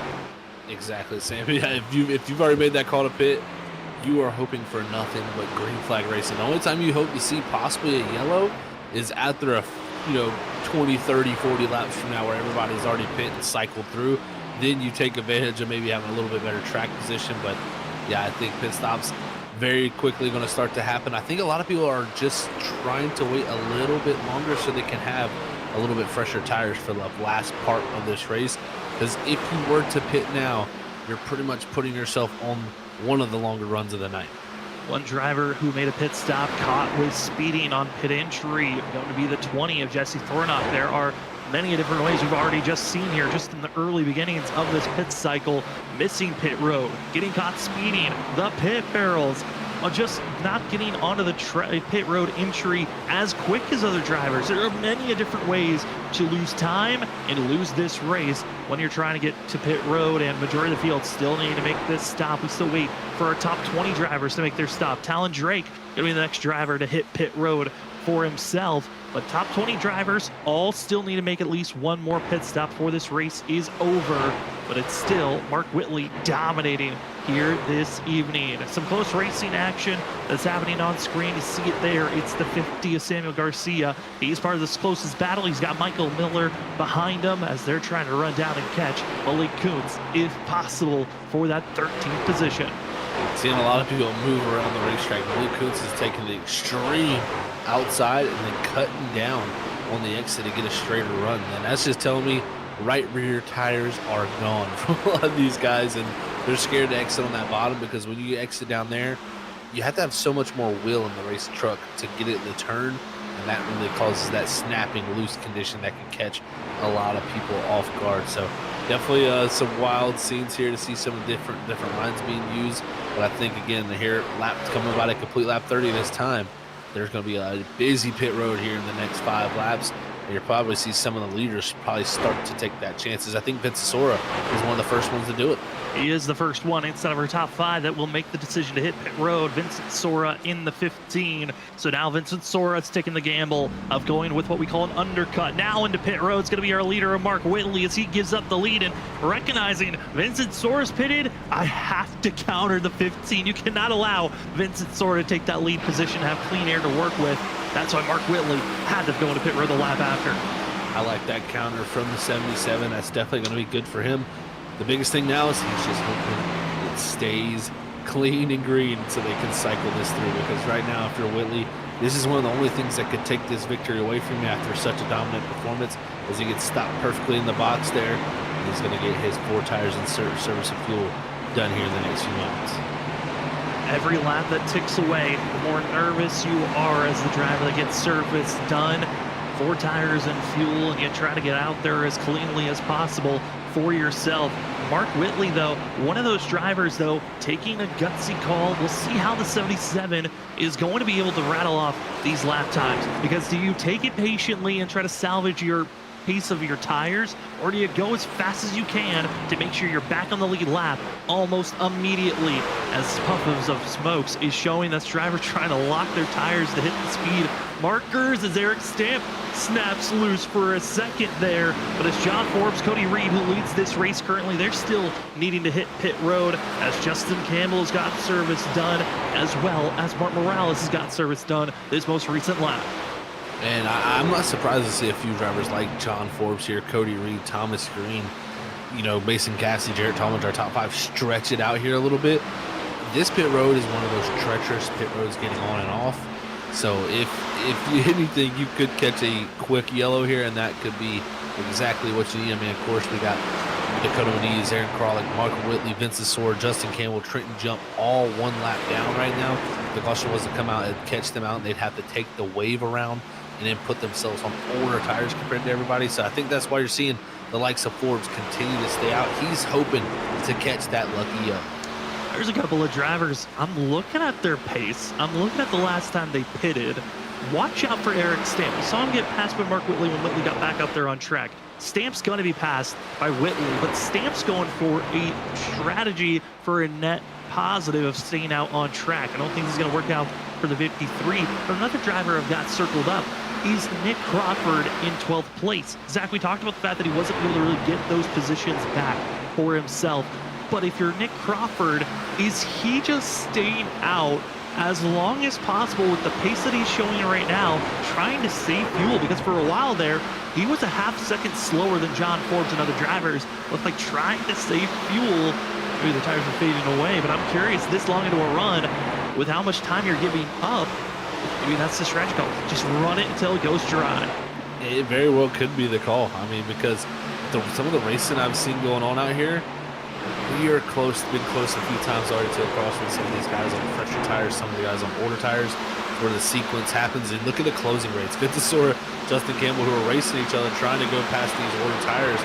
All it takes is one little fumble of a mistake here, or if the guys are on older tires in front of you, you make a wrong misjudgment call, and we got a quick yellow. So it's going to be interesting. If you're Mark Whitley, who now is the first car one lap down, he is trying to fly up to John Forbes and get past him. The only problem with that, Forbes is down the middle of the back straightaway, while Mark Whitley's just going into turn one. So much time that is going to be given up. You find yourself getting a caution right now for those that already pitted. A wave around would be so costly for those that already pitted laps and laps and laps prior. But you got a couple of drivers that we're keeping an eye out on of when are they going to hit pit road. Those, can they react to this incredible closing rate? Because at this moment, John Forbes is a driver that's aiming to go into pit road, but with a slide like that, got to be careful for the 11 machine. Cody Reed stays out. Thomas Green goes into pit road, but that's a big slide for the 18. Keep my eyes out to see if there's a black flag given to the 18 machine. Looks like he is clear and will be able to get service done without a black flag given. Malik Kuntz is about to be leaving his box here shortly, as we still have a good majority of 12 drivers yet to hit pit road yet. And they will continue to stretch this fuel out, and based off the fuel numbers, they can still go for another 12 laps if they wanted to. That's for sure. Yeah, I think they could probably even go a little bit farther than that there if they've done the right on the, lifting and coasting, saving that fuel, so to say. So we'll see how that works out. But Cody Reed electing to continue to stay out. Now, if you're Mark Whitley, you probably feel a little bit better because Reed only about a corner away from you. You still want to get that lap back. That's really the goal. That should be on Whitley's forefront in mind right now, because as soon as you get that lap back, it at least allows you to pit with everybody, have yourself on even footing with tires, and not have to take a lucky dog that gives you the tail. The longest line, as you see right here, the stack up off the exit of 2. This is all it's going to take. Here's a mistake, and it could be a yellow flag. Joshua Stovall is going to stay low, and the 42 going to be going into pit road to get their service done. Hold on, Joshua, as the 42 holds steady. And now going to make it into pit road. That slide costly at moments, and caution flag is out. Caution is thrown, and this is what everyone was nervous about. The caution that would change everything, and it looks to be around Aaron Kralik in the 01. Dakota Moniz. They got close, and it was Dakota and going to be Jesse Thornock that spin to bring out the yellow. Oh, man. And what's interesting is, too, we'll see what this, of course, how the yellow worked out here. But who's going to get the lucky dog? Because Whitley was in position for that, but Stovall went a lap down just as that caution was coming out. So I don't know who exactly will get it from, but this is some of the wild racing we saw there before. I don't know if this is exactly the instant we saw here. Going to be seeing the 01 ducking low. He'll snap loose and overcorrects, and that looseness gets into Dakota, who then spins out the 20, and with oncoming traffic with that angle, caution flag is thrown. Kralik has called it a night. Jesse Thornock's spin is what brings out this late yellow that is going to be putting us in a shootout range. And we got ourselves 7 drivers that stayed out, 7 drivers that will stay on the lead lap. And we got a cluster that will have to take a wave around as we still wait for what Stovall's positioning will be, if he's going to be the wave around or the lucky dog driver. And looking at it, Zach, it looks like Mark Whitley was that lucky dog driver. Cool. If your Whitley is right on board that hit there with Aaron Kralik, that's such a big hit there, brings that yellow out. Your Whitley, that is at least something you can take with a grain of salt now, because this is going to be a huge benefit for him, because a lot of his top competitors were drivers that got caught, and they're going to have to take a wave around. It's going to be tough for them. Whitley, he's going to get the lucky dog, so he got the waiver back to the even spot with these guys. He should be able to pit this time also, but he will have to go to the tail in the longest line. Luckily for him, though, the tail in the longest line shouldn't be too far due to all the waiver rounds we should have. So this is going to set him up for a round, I think about a 9th to 10th position once we go back green, but we'll see if he can make up that track position with not that much time. And if, we got some quick trucks up here, it could be very, very tough. Yeah, it's looking like it's going to be around that 10th place position is going to be where Mark Whitley's going to be placed. Again, he's got the choice of going to pit road, and he will go into pit road to get service done. 4 tires and a fuel will be given to Mark Whitley. And now this is when things can get a little bit tricky. We're late into this run. Again, we're closing in, going to be around 20 laps to go when we go green once again. That's around that last time that you really want to pit. So Mark Whitley should be good from here on out. Worry about pit stops because this would be his final set of tires with this pit stop of taking 4 tires and fuel. Yeah, like you said, Sam, I think luckily it's so close to the end of the race that it shouldn't be too big of a deal. But I will say, if we go 15 laps here and get a quick yellow, you could possibly think about tires. We saw Nick Crawford do it earlier. It didn't really work. But if you have a large majority of the group on those fresher tires, it could work. So we'll have to see how that all shakes out if we do get those yellows. But yeah, it looks like Whitley will be around the 10th position, and he should start right behind that grouping after everybody takes the waiver. And for those Stovall fans out there, the 42 will looks to be back in 13th position. Expected to take the waiver round is going to be Stovall, so he'll be looping back around. He'll have Justin Campbell, Vincent Sora. They're going to be on 16 and 14 lap old tires, compared to Stovall, who right when the yellow came out got service done to hold the freshest of tires of those that are going to be taking the waiver round. But up front, Cody Reed, Jared Talmadge, Presley Sora, Christopher Norris, Joshua Freed, Nick Crawford, Eric Stamp, Larry Yingling, Mark Whitley, and Samuel Garcia will be your top 10. Garcia just went into pit road, so Vincent Sora should be moving up to that 10th place position. This is going to be one of those fun restarts to watch out for because we got some new faces up front. And for the first time this race, since the first start of the race, Mark Whitley is back in traffic. This will make things definitely more interesting, Sam. I think Whitley, he's got enough pace, he's got enough time. I think he should be able to get himself back up there. The question is going to be, you got Cody Reed up here in the lead. Yeah, that's a huge thing for Cody Reed right now. But Reed luckily does have the likes of his teammates of Nicholas Crawford and Christopher Norris. If you're Reed, you're pleading to your teammates, do everything in your power to hold him up because I'm going to need some help. Your top going to be 8 drivers are stacked side by side. Everyone else has to stay in line as we get ready for this late restart. 21 laps to go here tonight at Dover for the Big Dog Dash by Jax and Archie. Cody Reed with a massive launch. Inside row gets stalled out. Not able to get the launch that they were hoping for. Everyone else still stays 2 by 2, but Christopher Norris wanted to flirt with disaster. Instead, it's Cody Reed, Jared Talmadge pulling away as Eric Stamp heavily pressured by Mark Whitley. That 77 wants to go, but there's a wall in front of him. This is going to be tough for Mark Whitley. There's so many trucks stacked up on top of each other, but they're wrecking. Stamp! Mason Cassidy going to be making contact. Rest of the field's going to have to check up to get around those drivers, but Mark Whitley spins. Drake goes around. Mark Whitley has the meltdown. Oh no! The biggest thing that makes Mark Whitley fall apart is when it's late in a race, put in traffic, and the meltdown happens for the 77.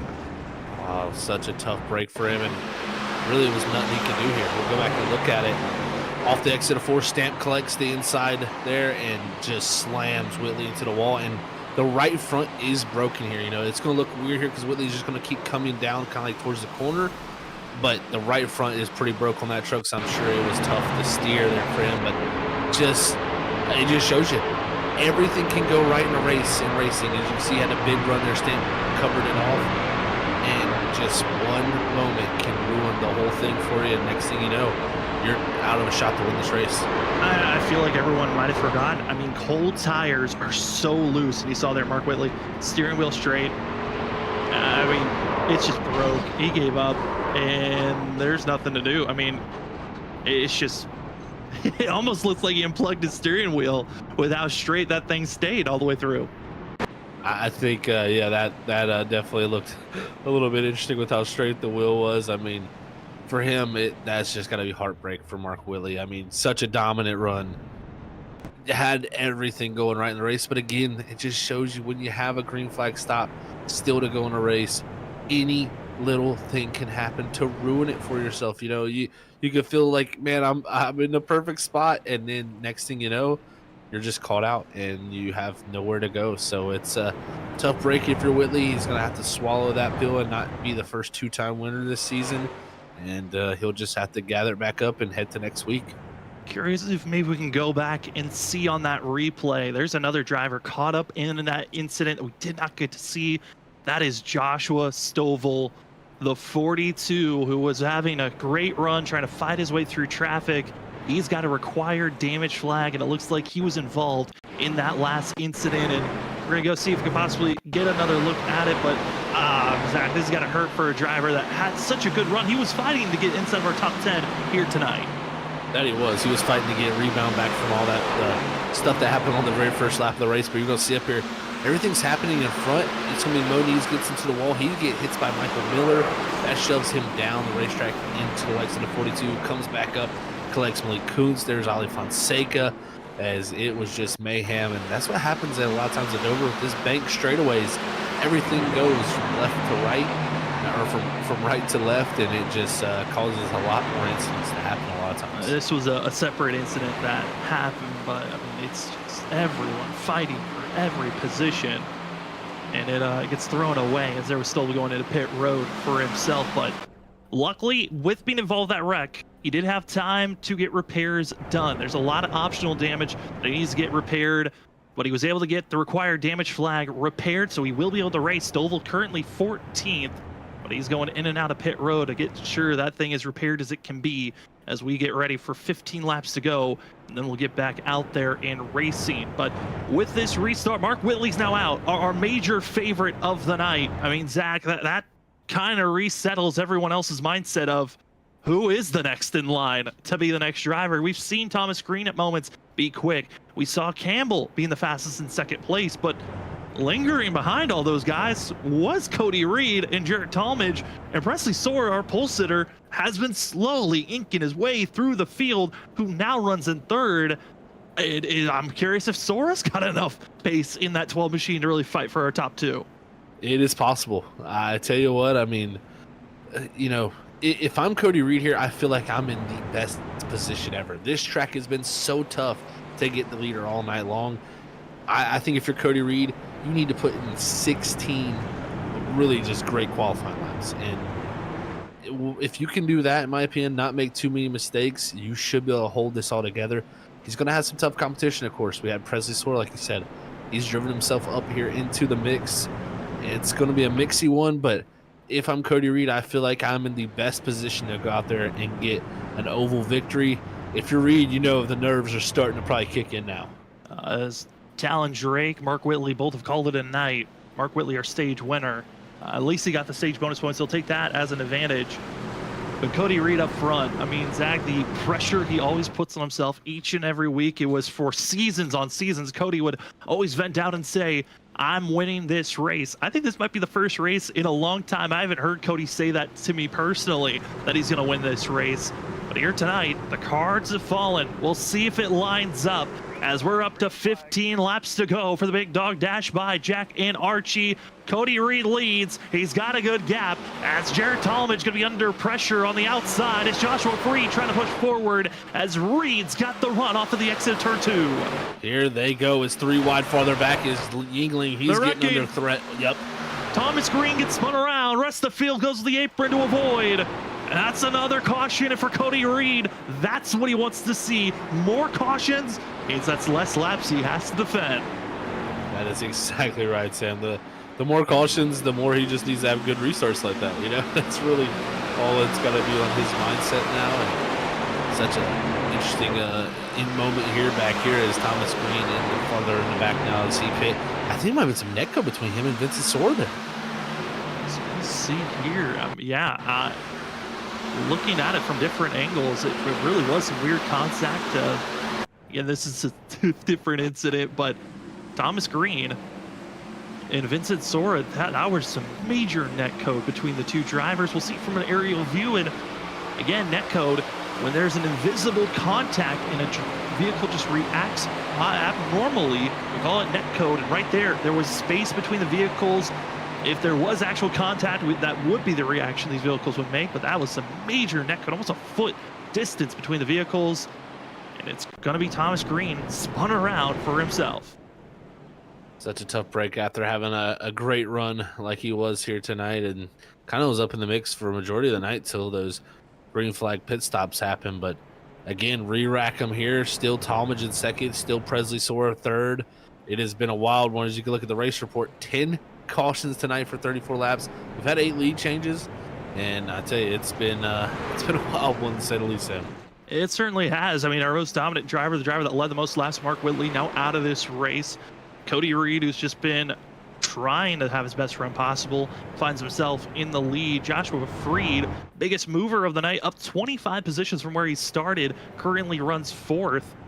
There's a lot of drivers here this evening that are trying to recover some type of a good run, if possible. For those Joshua Stovall fans, Stovall is back in the pit road trying to get those optional damage done. He's currently running back in that 15th to 16th, 15th to 19th pack that's been trying to get repairs done as quickly as possible. But it looks like a top 15 run is the story for the 42 Brown machine.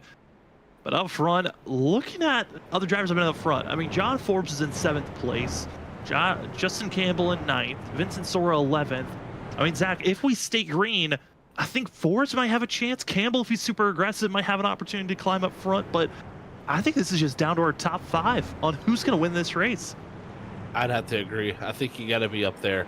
You know, Forbes has done a good job to really maneuver himself forward, but he does have the oldest set of tires compared to anybody. You know, he pit a few laps before that as that caution finally did come out. Now, it was only a few laps before, so it shouldn't be too bad for Forbes, because we've seen tonight new tires haven't mattered that much when it comes to a small gap in between tires, and it really takes that long run to really get the tires the super bit of fall off to happen.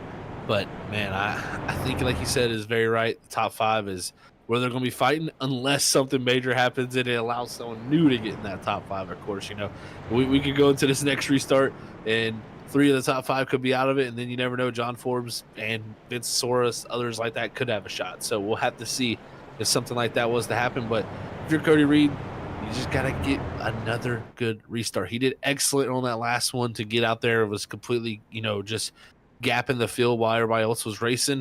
If you're Reed, this is the moment you've been waiting for, Sam. Trying to get another good launch, and honestly trying to assist Joshua Freed pull alongside him has been a great call. I love it from the 25. But if you're just joining us here tonight, well, it's time to be joining. If you've been watching for a while, might want to share this race, because we are coming down to the end of this thing. Who will win the Big Dog Dash by Jax and Archie, Ollie Fonseca's Golden Retriever, sponsoring tonight's race? As the drivers here this evening, a couple of them bringing out some special dog-themed schemes.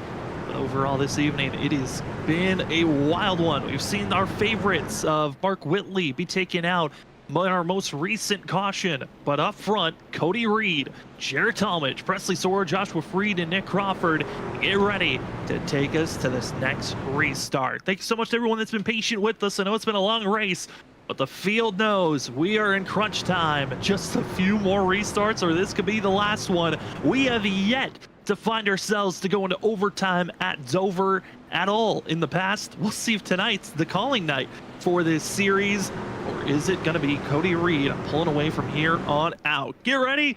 The drivers are pulling those belts. They're ready to get back to green flag action. Pace car is about to make the hard left-hander to pit road.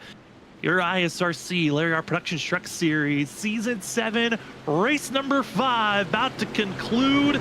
Will it be 5 for 5 on poles and race winners on difference? We'll find out. Cody Reed is back underway. Green flag is out of the air. Rest of the field trying to catch up to that 25, but Joshua Freed, a much cleaner start. They're side by side for second as the 25 pulls away. Big restart for Joshua Freed there, but it's able to clear as the 10 of Jared Talmadge. Now Freed racing Presley Sora. You also got the 38 of Christopher Norris here in the mix as he's trying to break into the top 5, but he's going to spin to 39. Freed goes around. Norris gets caught up in it as they continue to race forward, and it's another caution. as bad as with 10 laps to go, make it 9. We're going to another shootout, and for Joshua Freed, that one's gotta hurt. He had a fabulous restart, but just gets ran over. I don't know if he got ran over, if he snapped loose, but Norris was trying to get by him as quickly as possible. Yeah, I think this is going to be a little bit of a run over here. As you see, the 12 he gets tapped up into. Yeah, the 12 is kind of pushing the 39 up. The 38 is kind of washing out to the outside to get to his quarter panel, and that's just two things going wrong for Freed there. One to get run in the back, and one getting shoved up the track. Really nothing that 39 could do. And like you said, just a heartbreaker for him because he's had some really close runs to finishing up in the the top 3 before, and tonight it's just not going to happen. Presley Sora just being a hardcover book. Start of the race had some issues with blinking that caused the first wreck, and then late having blinking issues that caused another wreck at the end. And now going to be seeing that 12 again. Blinks, and then gets into the 39. And Joshua Freed, who was running so cleanly, was keeping himself out of trouble, just gets ran over. And that's what it's like being up front late in these races. It is nowhere safe. You're going to be used up, and that was getting used up a little bit more than you would like to see. That's for sure. Yeah, I mean, it hurt Christopher Norris more than it hurt really any, other than, of course, Freed. It hurt Christopher Norris just as much with his incident there. I mean, he's come down to pit road, having to get work done on the truck, so his chance of a top 5 out the window. Now Reed in full control still once again. Less green flag laps for him, but still these caution laps, they give you time to think and kind of psych yourself out. I mean, it's sometimes it's a helper, sometimes it's not. Sometimes it can bring that heart rate down, sometimes it brings it up. So we'll see how Reed is able to attack these next few restarts, but he's been picture perfect so far. I don't think you should have any big worries. And with one Snowy Desert Racer out, 2 more show up. John Forbes as well as seeing Nick Crawford. They'll slot themselves inside of our top 5. Going to be in 4th place is Nick Crawford. 5th going to be John Forbes. And now Cody Reed's got another tough decision. Do you continue to restart on the outside and have your teammate of Nick Crawford follow you through? Or do you go on the inside and change things up to try to stall back your teammates? That's we've seen at Dover in the past. Team efforts, teamwork has really helped some drivers get a win for the first time in a couple of years. I think back to the WSSR with Lucky Ducks, seeing Douglas Newbigging grab one of his first ever wins in that series and having a 1-2-3 finish with Lucky Ducks kind of playing a little bit defense against the rest of the field. Maybe that's what Cody Reed needs here, is as his teammate follow through and try to battle for that 2nd place position. I'd have to agree. I mean, this is going to be it's going to be a wild moment. I went back and looked at it too. Cody Reed in the past here has never got an oval victory. Does have 1 victory here at ISRC. It was at Watkins Glen. He has 7 second-place finishes, but 6 of those second-place finishes are on ovals. So he is definitely looking to break that trend, Sam, and get his first oval victory. And I think, it was special for him to get that victory at Watkins Glen, no doubt, with the first time one. Getting that done is always great. But I think this one could mean even that much more to him, because winning on an oval is just, you race majority oval. So it's a huge checkbox that you want to check off. And if he could do it tonight, Reed's going to be ecstatic. I love the comment that was just put in. Cody Reed's dad, Lenny Reed, just put in chat, cautions aren't helping Cody's dad's heart rate. Lol. Yeah, it's not helping your heart rate, but I can say for Cody, this has been the best thing for him. He's got teammates that want to see Cody succeed. This has been I think a wide league thing to see the 25 grab this oval win. He has been fighting for it. He's been wanting it. That road course win, like I said, just getting your first felt so good. That was a winning week. He won his first ever league race and then won his first ISRC race at the Watkins Glen a few seasons back. But a first oval win, and to find yourself locking yourself into the playoffs, what a critical feeling this could be. If you're a Joshua Stoll fan, he's only back in 18th position. He's been getting those damage repairs done, and he's still got a little bit more repairs to work with, but another caution might help him out to try to move forward. We lost Jesse Thornick with connection problems, so that leaves us with 18 drivers on the lead lap. This could be one of our final restarts of the evening, but if we get a caution before the white flag, we are heading to overtime. We got 3 attempts if needed, but let's see if Cody Reed can finish this race out under green. Got to miss correct myself. We did go to overtime in the past. Back in season 3, they went into overtime. That was when Ollie Fonseca grabbed his first ever career win here in the ISRC Truck Series. Will Cody Reed be another driver to get into victory lane for his first oval win? Well, everyone else behind had a wheel spin. Reed got the launch that he needed. He got a great launch, and Nick Crawford, his teammate, now fighting on the outside of Jared Talmadge. This is what Reed wants to see. He's going down the back straightaway as all the others behind him continue to brawl. Brawling back and forth, and it's the teammates of Snowy Desert Racing that are trying to fight back if possible, but Nick Crawford's tires are fading away. It's going to be Presley Sora breaking loose. The teammates get side by side. They keep it straight. It's now going to be 4 laps to go. Cody Reed, Jared Talmadge going to be the first 2 in line. Talmadge breaks loose. He comes back up on track. Snaps loose again. Presley snaps loose. It's now Snowy Desert. 1, 2, and fighting for 3. Cody Reed is pulling away. This could be his moment, Sam, right here, coming to 3 laps to go. Only less than 3 miles for him, and it's a 1-2-3 for Snowy Desert Racing as Campbell now fighting the likes of Presley Sora. What will Forbes do? He looks like he's feisty, trying to get past his teammate for second. They're trying to push forward now. Is it team order? Stay in line, defend, be the gunners for Cody Reed, or do you fight for every position you want? If you're John Forbes, Nick Crawford, you know what it's like to taste the win this season already. You're trying to get your other Snowy Desert Racing teammate into victory lane. They'll cover up both lanes. 2 laps to go for Cody Reed. Reed loving what he's seeing in the mirror, Sam. He's got his teammates fighting, and the gap is growing. Here is now Forbes to the inside, but caution's out. Caution, we're going to overtime as Reed just exited out of 4. He saw the white flag in hand, and instead, we reset. We're going back. It's Dakota Moniz who spins out. Oh, man. This changes the whole perplexion of this race, and that is tough to see. As I think just going to be a simple mistake.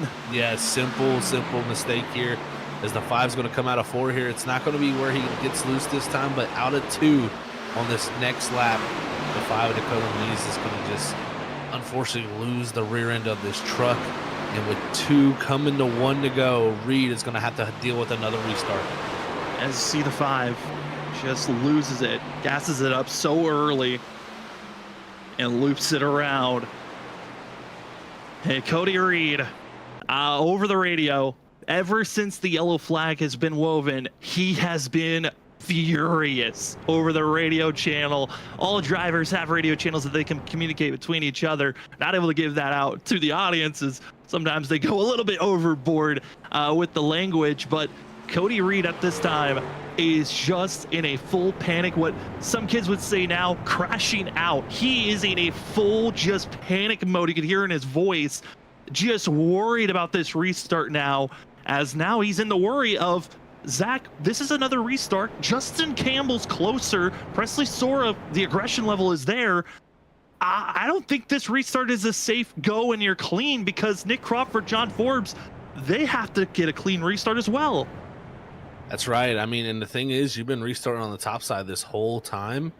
You're probably going to continue that, and that's going to allow the 9 to line up behind you. So that does give an opportunity for Campbell, and we know Campbell, he's been quick tonight. He's been, if not the second best truck, one of the top 3 trucks all single night. So it's going to be wild, and we'll see what Reed does, but I think you got to take the outside groove. It's just been the best restarting spot all night. I know he's upset about that caution, but he's still in a prime position. He's got his 2 teammates behind him. They have to do a lot of work to get to him if they want to get around his 2 teammates. Yeah, Nick Crawford, John Forbes, they both have already won this season. John Forbes won Daytona the start of the season. Nick Crawford won 2 weeks ago in our last race, and Cody Reed wants to become the 3rd Snowy Desert Racing driver to win this season if possible, but there are some hungry wolves behind them. Again, Vincent Soares trying to close in on this gap, but you know, besides Cody Reed up front having this spectacular run because of the time in the yellows, it's kind of lined up for the 25 to be in this position. I'm looking back at 6th place. I mean, Zach, earlier in the season, we got to talk to Samuel Garcia with some pretty decent finishes for himself. The 50 machines inside of our top 10, with the fact that he stayed out, the 50 is looking good right now.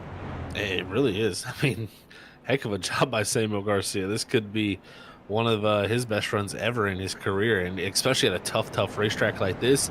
He's done an excellent job. Vince Sora's made his way back to 7th, so we know Sora, he's going to be out there risking it for the biscuit. Same with his brother Presley, who's in 5th, so going to be wild to see. But we're going to see if Reed can hold this off, Sam. I mean, I think he's got this, no doubt. He's got it in the bag, but anything can happen, folks. It's a 3 green white checkers possible, so we could see up to another 2 restarts after this one, so it's not over yet.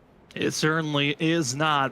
Some drivers know that it is a long time trying to get into victory lane, and especially in the ISRC Truck Series, where you gotta be mentally there. You gotta be just placing yourself in a position to get into victory lane. But this has been a tough race for a lot of drivers. The handling of these vehicles has just gone away for some. I mean, we've been in this run. We've had, the cool down cycles. When these tires get cooled off, the truck gets extremely loose, and everyone knows every corner is a risk at this point of the race. Well, if you're just joining us for the first time, you've never seen an overtime attempt, well, it will be a 2-lap shootout. It's called the green, white, checkered. Once we take the green, you got 1 lap to complete it. If you take the white flag, then this race becomes official. But under that first lap, if a caution flag is thrown with a wreck, then we will head to our second overtime attempt. Luckily, these drivers, they know those first 2 attempts are possible. If we get to the third, the rules are slightly different. If we get to the third, we'll explain that slightly different rule. Otherwise, for Cody Reed, he wants this to be the last restart of the evening. Can we complete 1 lap, get to the white flag, and race it to the end? Let's find out. Cody Reed, Justin Campbell, they take off. The 9's on the back bumper, and it's going to be equal footing for second place. Nick Crawford needs to get by the 9, but Cody Reed trying to scamper away as they exit turn 2. Oh, man, Campbell's going to have a great run here coming out of 2. He's side by side, but he gets into the wall. That opens up the door now for Forbes as they come into 3 and 4. Cody Reed looking for the white flag. Everyone else behind. Can they make it off the exit at turn number 4? Reed looks to the flag stand. He sees the white flag. We take the white flag. This race is official. Cody Reed is just trying to continue his marks. Hit every spot. Your teammates are boxing in the 9. Cody Reed, he's fought all season long. 1, 2, finally. It's been a long journey for the 25, but finally an oval winner. Cody Reed wins here at Dover. What a job from Reed, and it's going to be Crawford second for a 1-2 for SDR. They come close to the 1-2-3 as Campbell's going to steal third, but so many times 6 second place finishes at ovals. He's now a winner on an oval. Cody thought maybe this would get away from him. And Zach, you mark down the amount of times he's finished second, and the heartbreaks those races were. The heartbreak is over. Finally, Cody Reed wins an oval race as he gets to burn it down and enjoy this one. Congratulations to Cody. Congratulations to SDR. They get to enjoy this one fully. For us, though, up in the booth, as Cody gets to burn it down with his teammates, we will step away. When we come back, we'll talk to Cody Reed, Nick Crawford, and Justin Campbell, the Spotlight driver, right after this.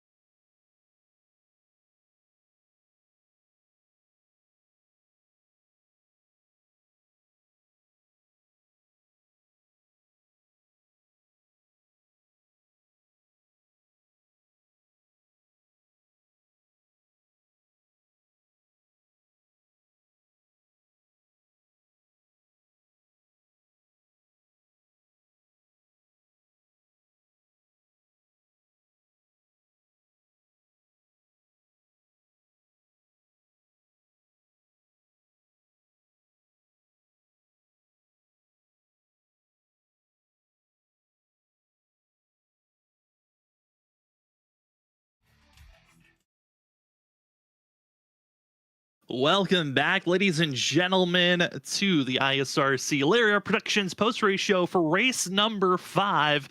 Tonight's race was the Big Dog Dash by Jax and Archie, and a driver that is going to be enjoying this one for a long time. No longer just a road course winner, but now a two-time winner with an oval on top. It's Cody Reed in the 25. Cody, how does it feel to win number 2? Very happy, Sam. My throat is hurting quite a bit. I was screaming. I'm sure to my teammates' dismay, to their ears. I am quite excited, Sam. Well, definitely should be excited, Cody, man. Congrats on the win. I mean, 6 times you finished second on ovals, and it's been close so many times for you. I mean, take us through all the cautions there at the end. That's got to make it a little bit more drawn out than I'm sure you wanted. Yeah, I feel like, I mean, I kind of came over the mic. It kind of crashed out a little bit. I was getting kind of upset with the cautions, but I know it happens a lot. I just feel like every single time I'm leading late, it always happens. It never fails. It happens at Gateway. It happens at Iowa. It happens Richmond. Every single track. Every time I'm leading, there's just caution after caution after caution.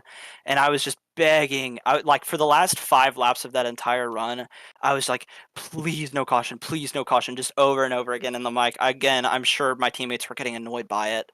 But I thought going into turn 3, I thought, we're getting home. We're getting home free with no caution, and like 3 seconds away from getting to the finish line for the last lap, there's a caution. So that was rough.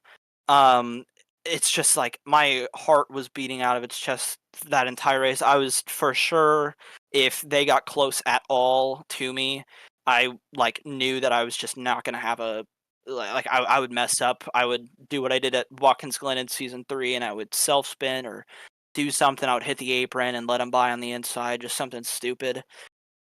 But this is a big weight off of my back. I was good at road courses pretty early on in this league, but I think a lot of people have kind of greatly surpassed me on that front. I don't think I'm even in the top 10 best road course guys anymore. So, I mean, I used to go in those thinking that was my only chance to win. Not anymore. I'm just kind of hoping any week that I might get lucky, like I was with that pitch strategy there, staying out. But I don't know. I feel really good. I think I don't think this will be my only win this season. I'm hoping this will carry a lot more momentum and a little bit more confidence weekly now that I finally have an oval win. Gosh. I know, Cody. This is, like you said, this is a lot of weight off your shoulder. I know this win at an oval was something you really wanted to grab. There's a couple of ovals that we're looking up that are coming up very closely here, as we got Michigan, Gateway, and then we go back to road course at Canadian Tire. Like you said, the momentum that you're going to be carrying from this win, how much do you feel like that's going to help heading into Michigan next week, and ultimately the race that I know you care most about, heading to Gateway in 2 weeks? Yeah, Michigan, I think I'm all right at. It's just kind of one of those ovals that I might get a top 10, might not. I don't know. I'll probably have around 12th. I don't care too much for that. Gateway, though, that's a big one. I think I'm still pretty upset about how last season's Gateway race went. I think that finish between me and Danny would have been awesome, but then again, you get that case where it's just a ton of late race cautions, kind of messing everything up. I don't know. I'm really looking forward to that one. Hopefully, I can actually start out front this time instead of getting an EOL the week prior. So that's mainly going to be my mission going into Michigan next week, is just to not do something stupid and arc a break and get a EOL for Gateway, so I have to start from the back again. So hopefully I could start out front and lead and win Gateway this time. But although we have seen updates to the trucks since the last Gateway race, so I don't even know how it handles. I don't know how it drives. I might be dead last all race at Gateway. I don't know, but let's hope that it drives pretty similarly, and I'll have a shot at winning that one. Well, we're hoping for the best for you, Cody. Congratulations on this win. And before we let you go, the floor is now yours for any other shout outs. I'd like to thank my teammates. Poor John had that race in the bag, I think. Well, Mark did, but John had it second in the bag until he pit, and like two laps later, the caution came out. That was tragic for him. So, but good run for him. I mean, I know he crashed early and he drove through the field with damage. I have no clue how he did that. He was faster than everybody else. I'd like to thank my other teammates. Obviously, they were kind of, Nick especially was keeping me cool. My dad came in my room a couple times. He was also keeping me cool because I was kind of yelling over the mic when the caution came out. He watches every week. I really like to thank him. I'd like to thank you guys. I'd like to thank the field for not wrecking again and having to go to a second or third green white checkered. I'd like to thank the admins. I'd like to thank Ollie and Ollie's mom. I also would like to thank Larry. He's starting to sponsor me this season. I have a little cat version of Larry on the hood. I think that qualifies me for the $25. It's not my pet, but I do have a cat on my hood, so I hope that counts. But yeah, thanks to Larry. He's great. He's awesome. Yeah, I'm gonna go to, what time is it? It's 11:14. I'm afraid Dollar General might be closed. Maybe Sunoco has some chocolate milk that I can pick up to celebrate with. Yeah, Well, enjoy it, Cody. Congratulations on this win and good luck next week at Michigan. thank you. As we move from victory lane, from the elation to probably just as happy for his teammate, we go down to second place to Dr. Nick Crawford, as he's got that of Carl and Howard on the side of that machine. We got Nick Crawford with us. Nick, I mean, you were helping out. It looked like your teammate tried to help Cody get that win. But man, how are you feeling after the performance you had this evening? Oh, I'm feeling good. It definitely ended a lot better than I thought it was going to. But yeah, I don't know if I was really helping Cody on the racetrack more than we were trying to help him in the Discord. But as the leader, you had such an advantage on the restart, so I did not expect to get to him. But yeah, if I could help keep somebody away from him, maybe. We're not going to disclose that. But yeah, it turned out to be a pretty good race.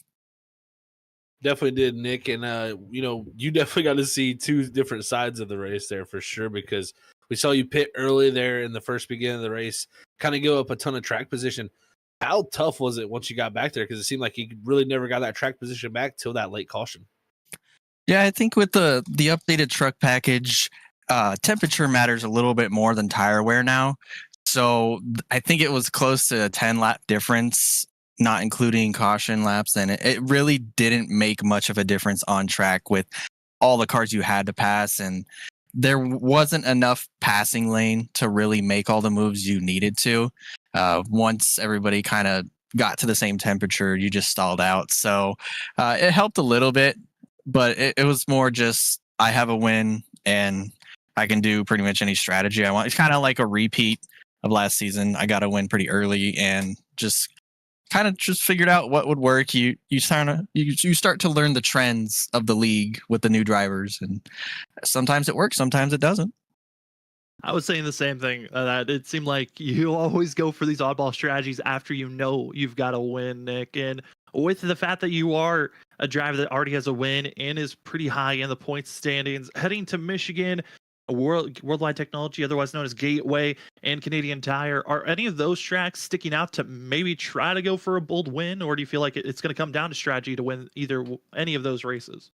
Well, Michigan, I think, can be a really good one for strategy with how fast the trucks are. There's not really much you can do except for have better tires. So that might be a tire lottery race. Gateway, that one's a crapshoot. We could either have a ton of cautions or none at all. Road course at Canadian Tire, that one's just pretty straightforward. No cautions. As long as I can qualify on the track this time and not get a off track both laps, I could do pretty good there, because I think I made it pretty close to coming back to either top 10 or something if Ollie didn't get in the way. But there's some good momentum here. We got teammates all in the top 10 in points, and we had a pretty good race. And then Norris was even up there too. But I think we got some good momentum. Well, we're excited to see how you're going to be running for the rest of this season, Nick. And before we let you go, the floor is now yours for any shout outs. As always, I have to shout out my beautiful wife. She is amazing. She's doing all this schoolwork, so it's nice that she has a day off today. Shout out to my teammates. They're really fun to drive with, and teammates plus Tyler, and we even had Justin Forbes in there. That was all fun. Shout out to the admins for putting on a really good league here. They do a lot of work. And of course, you guys for putting on a really good broadcast. Love watching these back. Well, thank you for giving us such a great show to call. That will be your second place finisher here tonight of Nick Crawford. It's going to be a 1-2 finish for Snowy Desert Racing. Enjoy the second place finish, Nick, and good luck next week in Michigan. Thanks. Bye. As we move down to third place, the driver that honestly was put in a real hard place there late, had to find a way to get by all three Snowy Desert Racing teammates for the win, but only able to move up to third. We have Justin Campbell with us. And Justin, I know this race really got turned upside down with that caution in the middle of the green flag pit cycle, but how are you feeling still coming away with third place, even with that back step you had to deal with? Still happy with the result I was able to get out of it. We were in the top 5 the whole entire race, so I wasn't really expecting that with the little amount of practice I did. But we were able to manage our day throughout the race, and unfortunately that caution really screwed us. I honestly think if I stayed out before that caution came out, like, I would have had to lead and I would have been able to hold off the field myself, but unfortunately it didn't happen that way. Unfortunately, that was the case for you, Justin. But best finish of the season for you, bringing home third here tonight at Dover. How does this feel for some momentum heading into kind of the mid-season part of the schedule? Feels good to finally like run up front for once.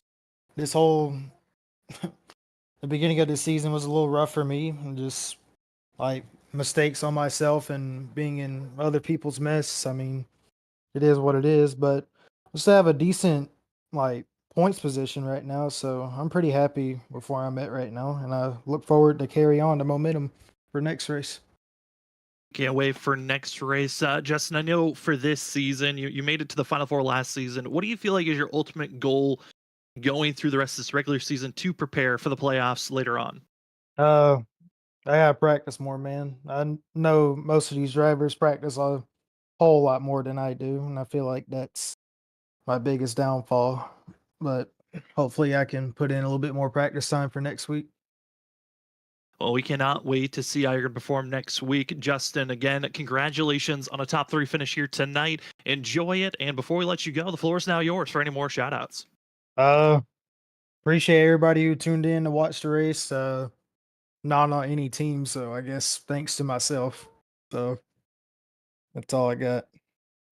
Hey, you performed well here tonight, Justin, with the lack of teammates. I enjoy you this top 3 finish, and good luck next week. All right, thank you. Well, I know the chat is getting riled up. They're excited for this next interview as we bring in our spotlight driver. Didn't get the finish he was hoping for, but showed moments of great recovery. We've got Joshua Stovall with us. Josh, I mean, what a run for yourself here tonight. I know, again, the finish wasn't where you wanted to be, but the fight you had all night long from lap 1 to the end, how are you feeling, even though it wasn't the finish you wanted down in 16th? Guys, it's tough. I will say that it's tough. Obviously we showed speed in qualifying with getting us our best qualifying position so far this season. Then lap 1 happens. So that was tough. We battled back and we worked our way back up there, and we were sitting there and having a great battle on that long green flag run, and I made that last split-second decision to go ahead and pit, and that's when the caution hit, and kind of got trapped there. If we would have just stayed out, I think the same thing with Justin as what he was saying in the interview before, but if we would have just stayed out right there, I think we would have been in a way better position, obviously, but you still never know what can happen. It feels like we just keep getting a little unlucky, but at the same time, the battle, we made up 4 spots and points. So got a long way to climb though. So it's tough. I'll just say that. Definitely is tough, Joshua, man. Tough race for you tonight with the timing of that yellow for sure. Could have definitely been a little bit different finish for you, but we do have some very interesting tracks coming up next with Michigan, Gateway, and Canadian Tire Motorsports Park. So how do you feel about those 3 that lay ahead of you? Michigan, love that place. I look forward to that a lot. It's probably going to be one of my strongest suits. Gateway, also a track that I enjoy racing at. Not really sure. We're going to have to run a lot of practice there to figure things out. Very confident in Michigan though. And then Canadian Tire. That's a road course. We don't really like those too much, but we'll figure out how to try to turn right and hopefully sit here and land us a P15 top 15 there. I mean, Josh, I kind of asked a similar question to Justin Campbell, and I'm going to ask it to you. I know we've got a lot of still regular season races to go for the playoffs. I know the playoffs, it's going to be a slim fight for you with how far back in points you are, but what are you hoping to gain from the rest of this regular season to maybe make that final push for those final 5 to 6 races we have left in the season later on in the playoffs? Looking to gain at least 14 positions in points here. That's going to be extremely tough to do. We're going to have to run up front the rest of the season until the playoffs. It's going to be tough. But, I mean, I think with what we showed tonight, we showed that we can compete with these guys. We can run up front with them. Like I said, I mean, we're just going to have to run up front. There's nothing else about it. No excuses going forward. I got to say, Josh, again, I know it wasn't the finish you wanted, but you showed a lot of mental fortitude to continue to stay out there on track. Congratulations on making it to the end of this race for yourself. But before we let you go, the floor is yours. I know the chat is excited to hear from you. Oh, yeah, man. Shout out to everybody who keeps coming out and supporting. I mean, to have those guys continue to come out and support each week, and after the finishes that we've had and being caught up in things, they could easily do something else with their Monday night, but they continue to tune in and support me. So I appreciate that so much. So shout out to the Brown Army out there, shout out to the parents who like to tune in, my friends and family. So it's fun. We're looking to get them a finish that they deserve, and hopefully that comes soon, boys. Well, that will be your finisher in the 16th position, Joshua Stovall. Josh, congratulations on finishing the race, and we hope for a better finish next week at Michigan. Absolutely. We look forward to it. Well, have a good rest of your week, and good luck at Michigan there, Josh, as we find ourselves moving on over to the look at our unofficial results. It was a wild one. Again, the green flag pit stop that transitioned into a caution midway through is what changed this dynamic completely. We saw a lot of changing up on the fact that this race could have been really all Mark Whitley at some point here tonight, and then it got pushed to Cody Reed, having it all in his hands there late. As you see from the drivers' listings, it's Cody Reed taking the win unofficially here tonight, with Nate Crawford second, Justin Campbell third, John Forbes fourth, fifth goes to Presley Sora, Vincent Sora sixth, seventh is Thomas Green with Simon Garcia eighth, ninth is Trenton Jump, and Larry Yingling going to finish out our top 10. Garcia, once again, another good finish for himself, but ultimately, Cody Reed, what a run there late to finally get this oval win. Great win for Cody for sure, but some good finishes for some guys outside the top 10. Eric Stanbringham 12th, Martin Morales after his wild night finishes 13th, so great rebound for him. We call it the Stovall there, who finished in that 16th position.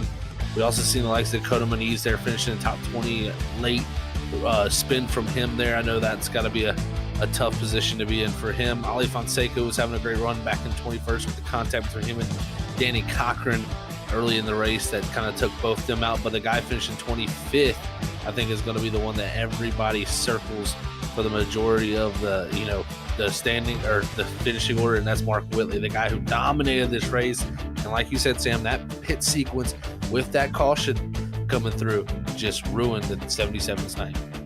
So many moments that could have changed here this evening, but with all the wrecks, all the carnage, a lot of cautions thrown here tonight, they're open for maybe a reset heading to the 2-mile distance of Michigan International Speedway. Should be a fun one overall, but if you want to see some great racing action throughout the week, we got you covered, as we've got plenty of racing action from Monday through Thursday. We just got done with our Monday night with the ISRC Truck Series. Tomorrow night, we get ready. Atlanta is calling for the Challenger Racing League, as those drivers know it's crunch time. Playoffs right around the corner. They've only got 3 more races, and it is going to be seen how the Challenger Racing League can set up into tomorrow night. Then Wednesday, speaking of playoffs, well, we are in the thick of it. It's a cutoff race. Richmond is the destination for the WSSR, and I know Zach is feeling a little bit of the pressure, but honestly should be a good night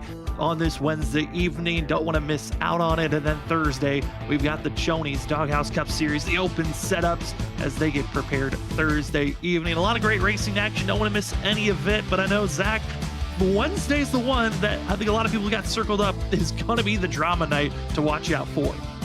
Whew, yeah, my heart rate just rose a little bit there with you talking about it. It's going to be a wild one. If you haven't liked and subscribed and you enjoyed the race tonight, make sure you come back and check it out. Not only on Tuesday night and Thursday night, but Wednesday night I think it's going to be, like you said, dramatic. I think that's what it's going to really be. There's so many drivers that are close to that cut line, and I mean, any one of those drivers that really in that top 11 could win the championship. So I know myself as one of those drivers, I'm very nervous, even with a 6-point gap. So we'll see how it works out. I mean, short track racing with the next gen, we know it can be kind of the rough and tumble. So we'll see who can make it through and go to fight for a championship in 2 weeks. It's going to be a fun one, but for Monday nights, we've gotten done with race number 5. Next week, it's going to be the halfway of the regular season for the ISRC Layer Up Productions Truck Series as they head to Michigan for 105 laps. Don't want to miss it, but I know for us, some of the booth, we want to say thank you to everyone that chimed in, either in chat, just watched, liked, subscribed, also commented throughout the evening. We appreciate it so much here on Freaky Fast Broadcasting. And for myself, Sam Dyer, for Zach Hull, and for Robert Moyer Jr., thank you ultimately for showing up each and every week to support the drivers that we get to cover each and every week. It's been a pleasure to give you the call here tonight. Race number 5, the second career win for Cody Reed, but the first oval win. He's going to remember this one for a long time. I know a lot of the other drivers, though, they want to reset, they want to forget it, and they will get prepared for next week. 2 miles at Michigan for 105 laps. Don't want to miss it, but if you can't wait for that action next week, we got you covered. Going to be Tuesday through Thursday of this week, but tomorrow night, it's going to be a one you do not want to miss. Atlanta Motor Speedway, the Super Speedway package. It's the Challenger Racing League. Don't want to miss it. That'll be our next Freaky Fast broadcast.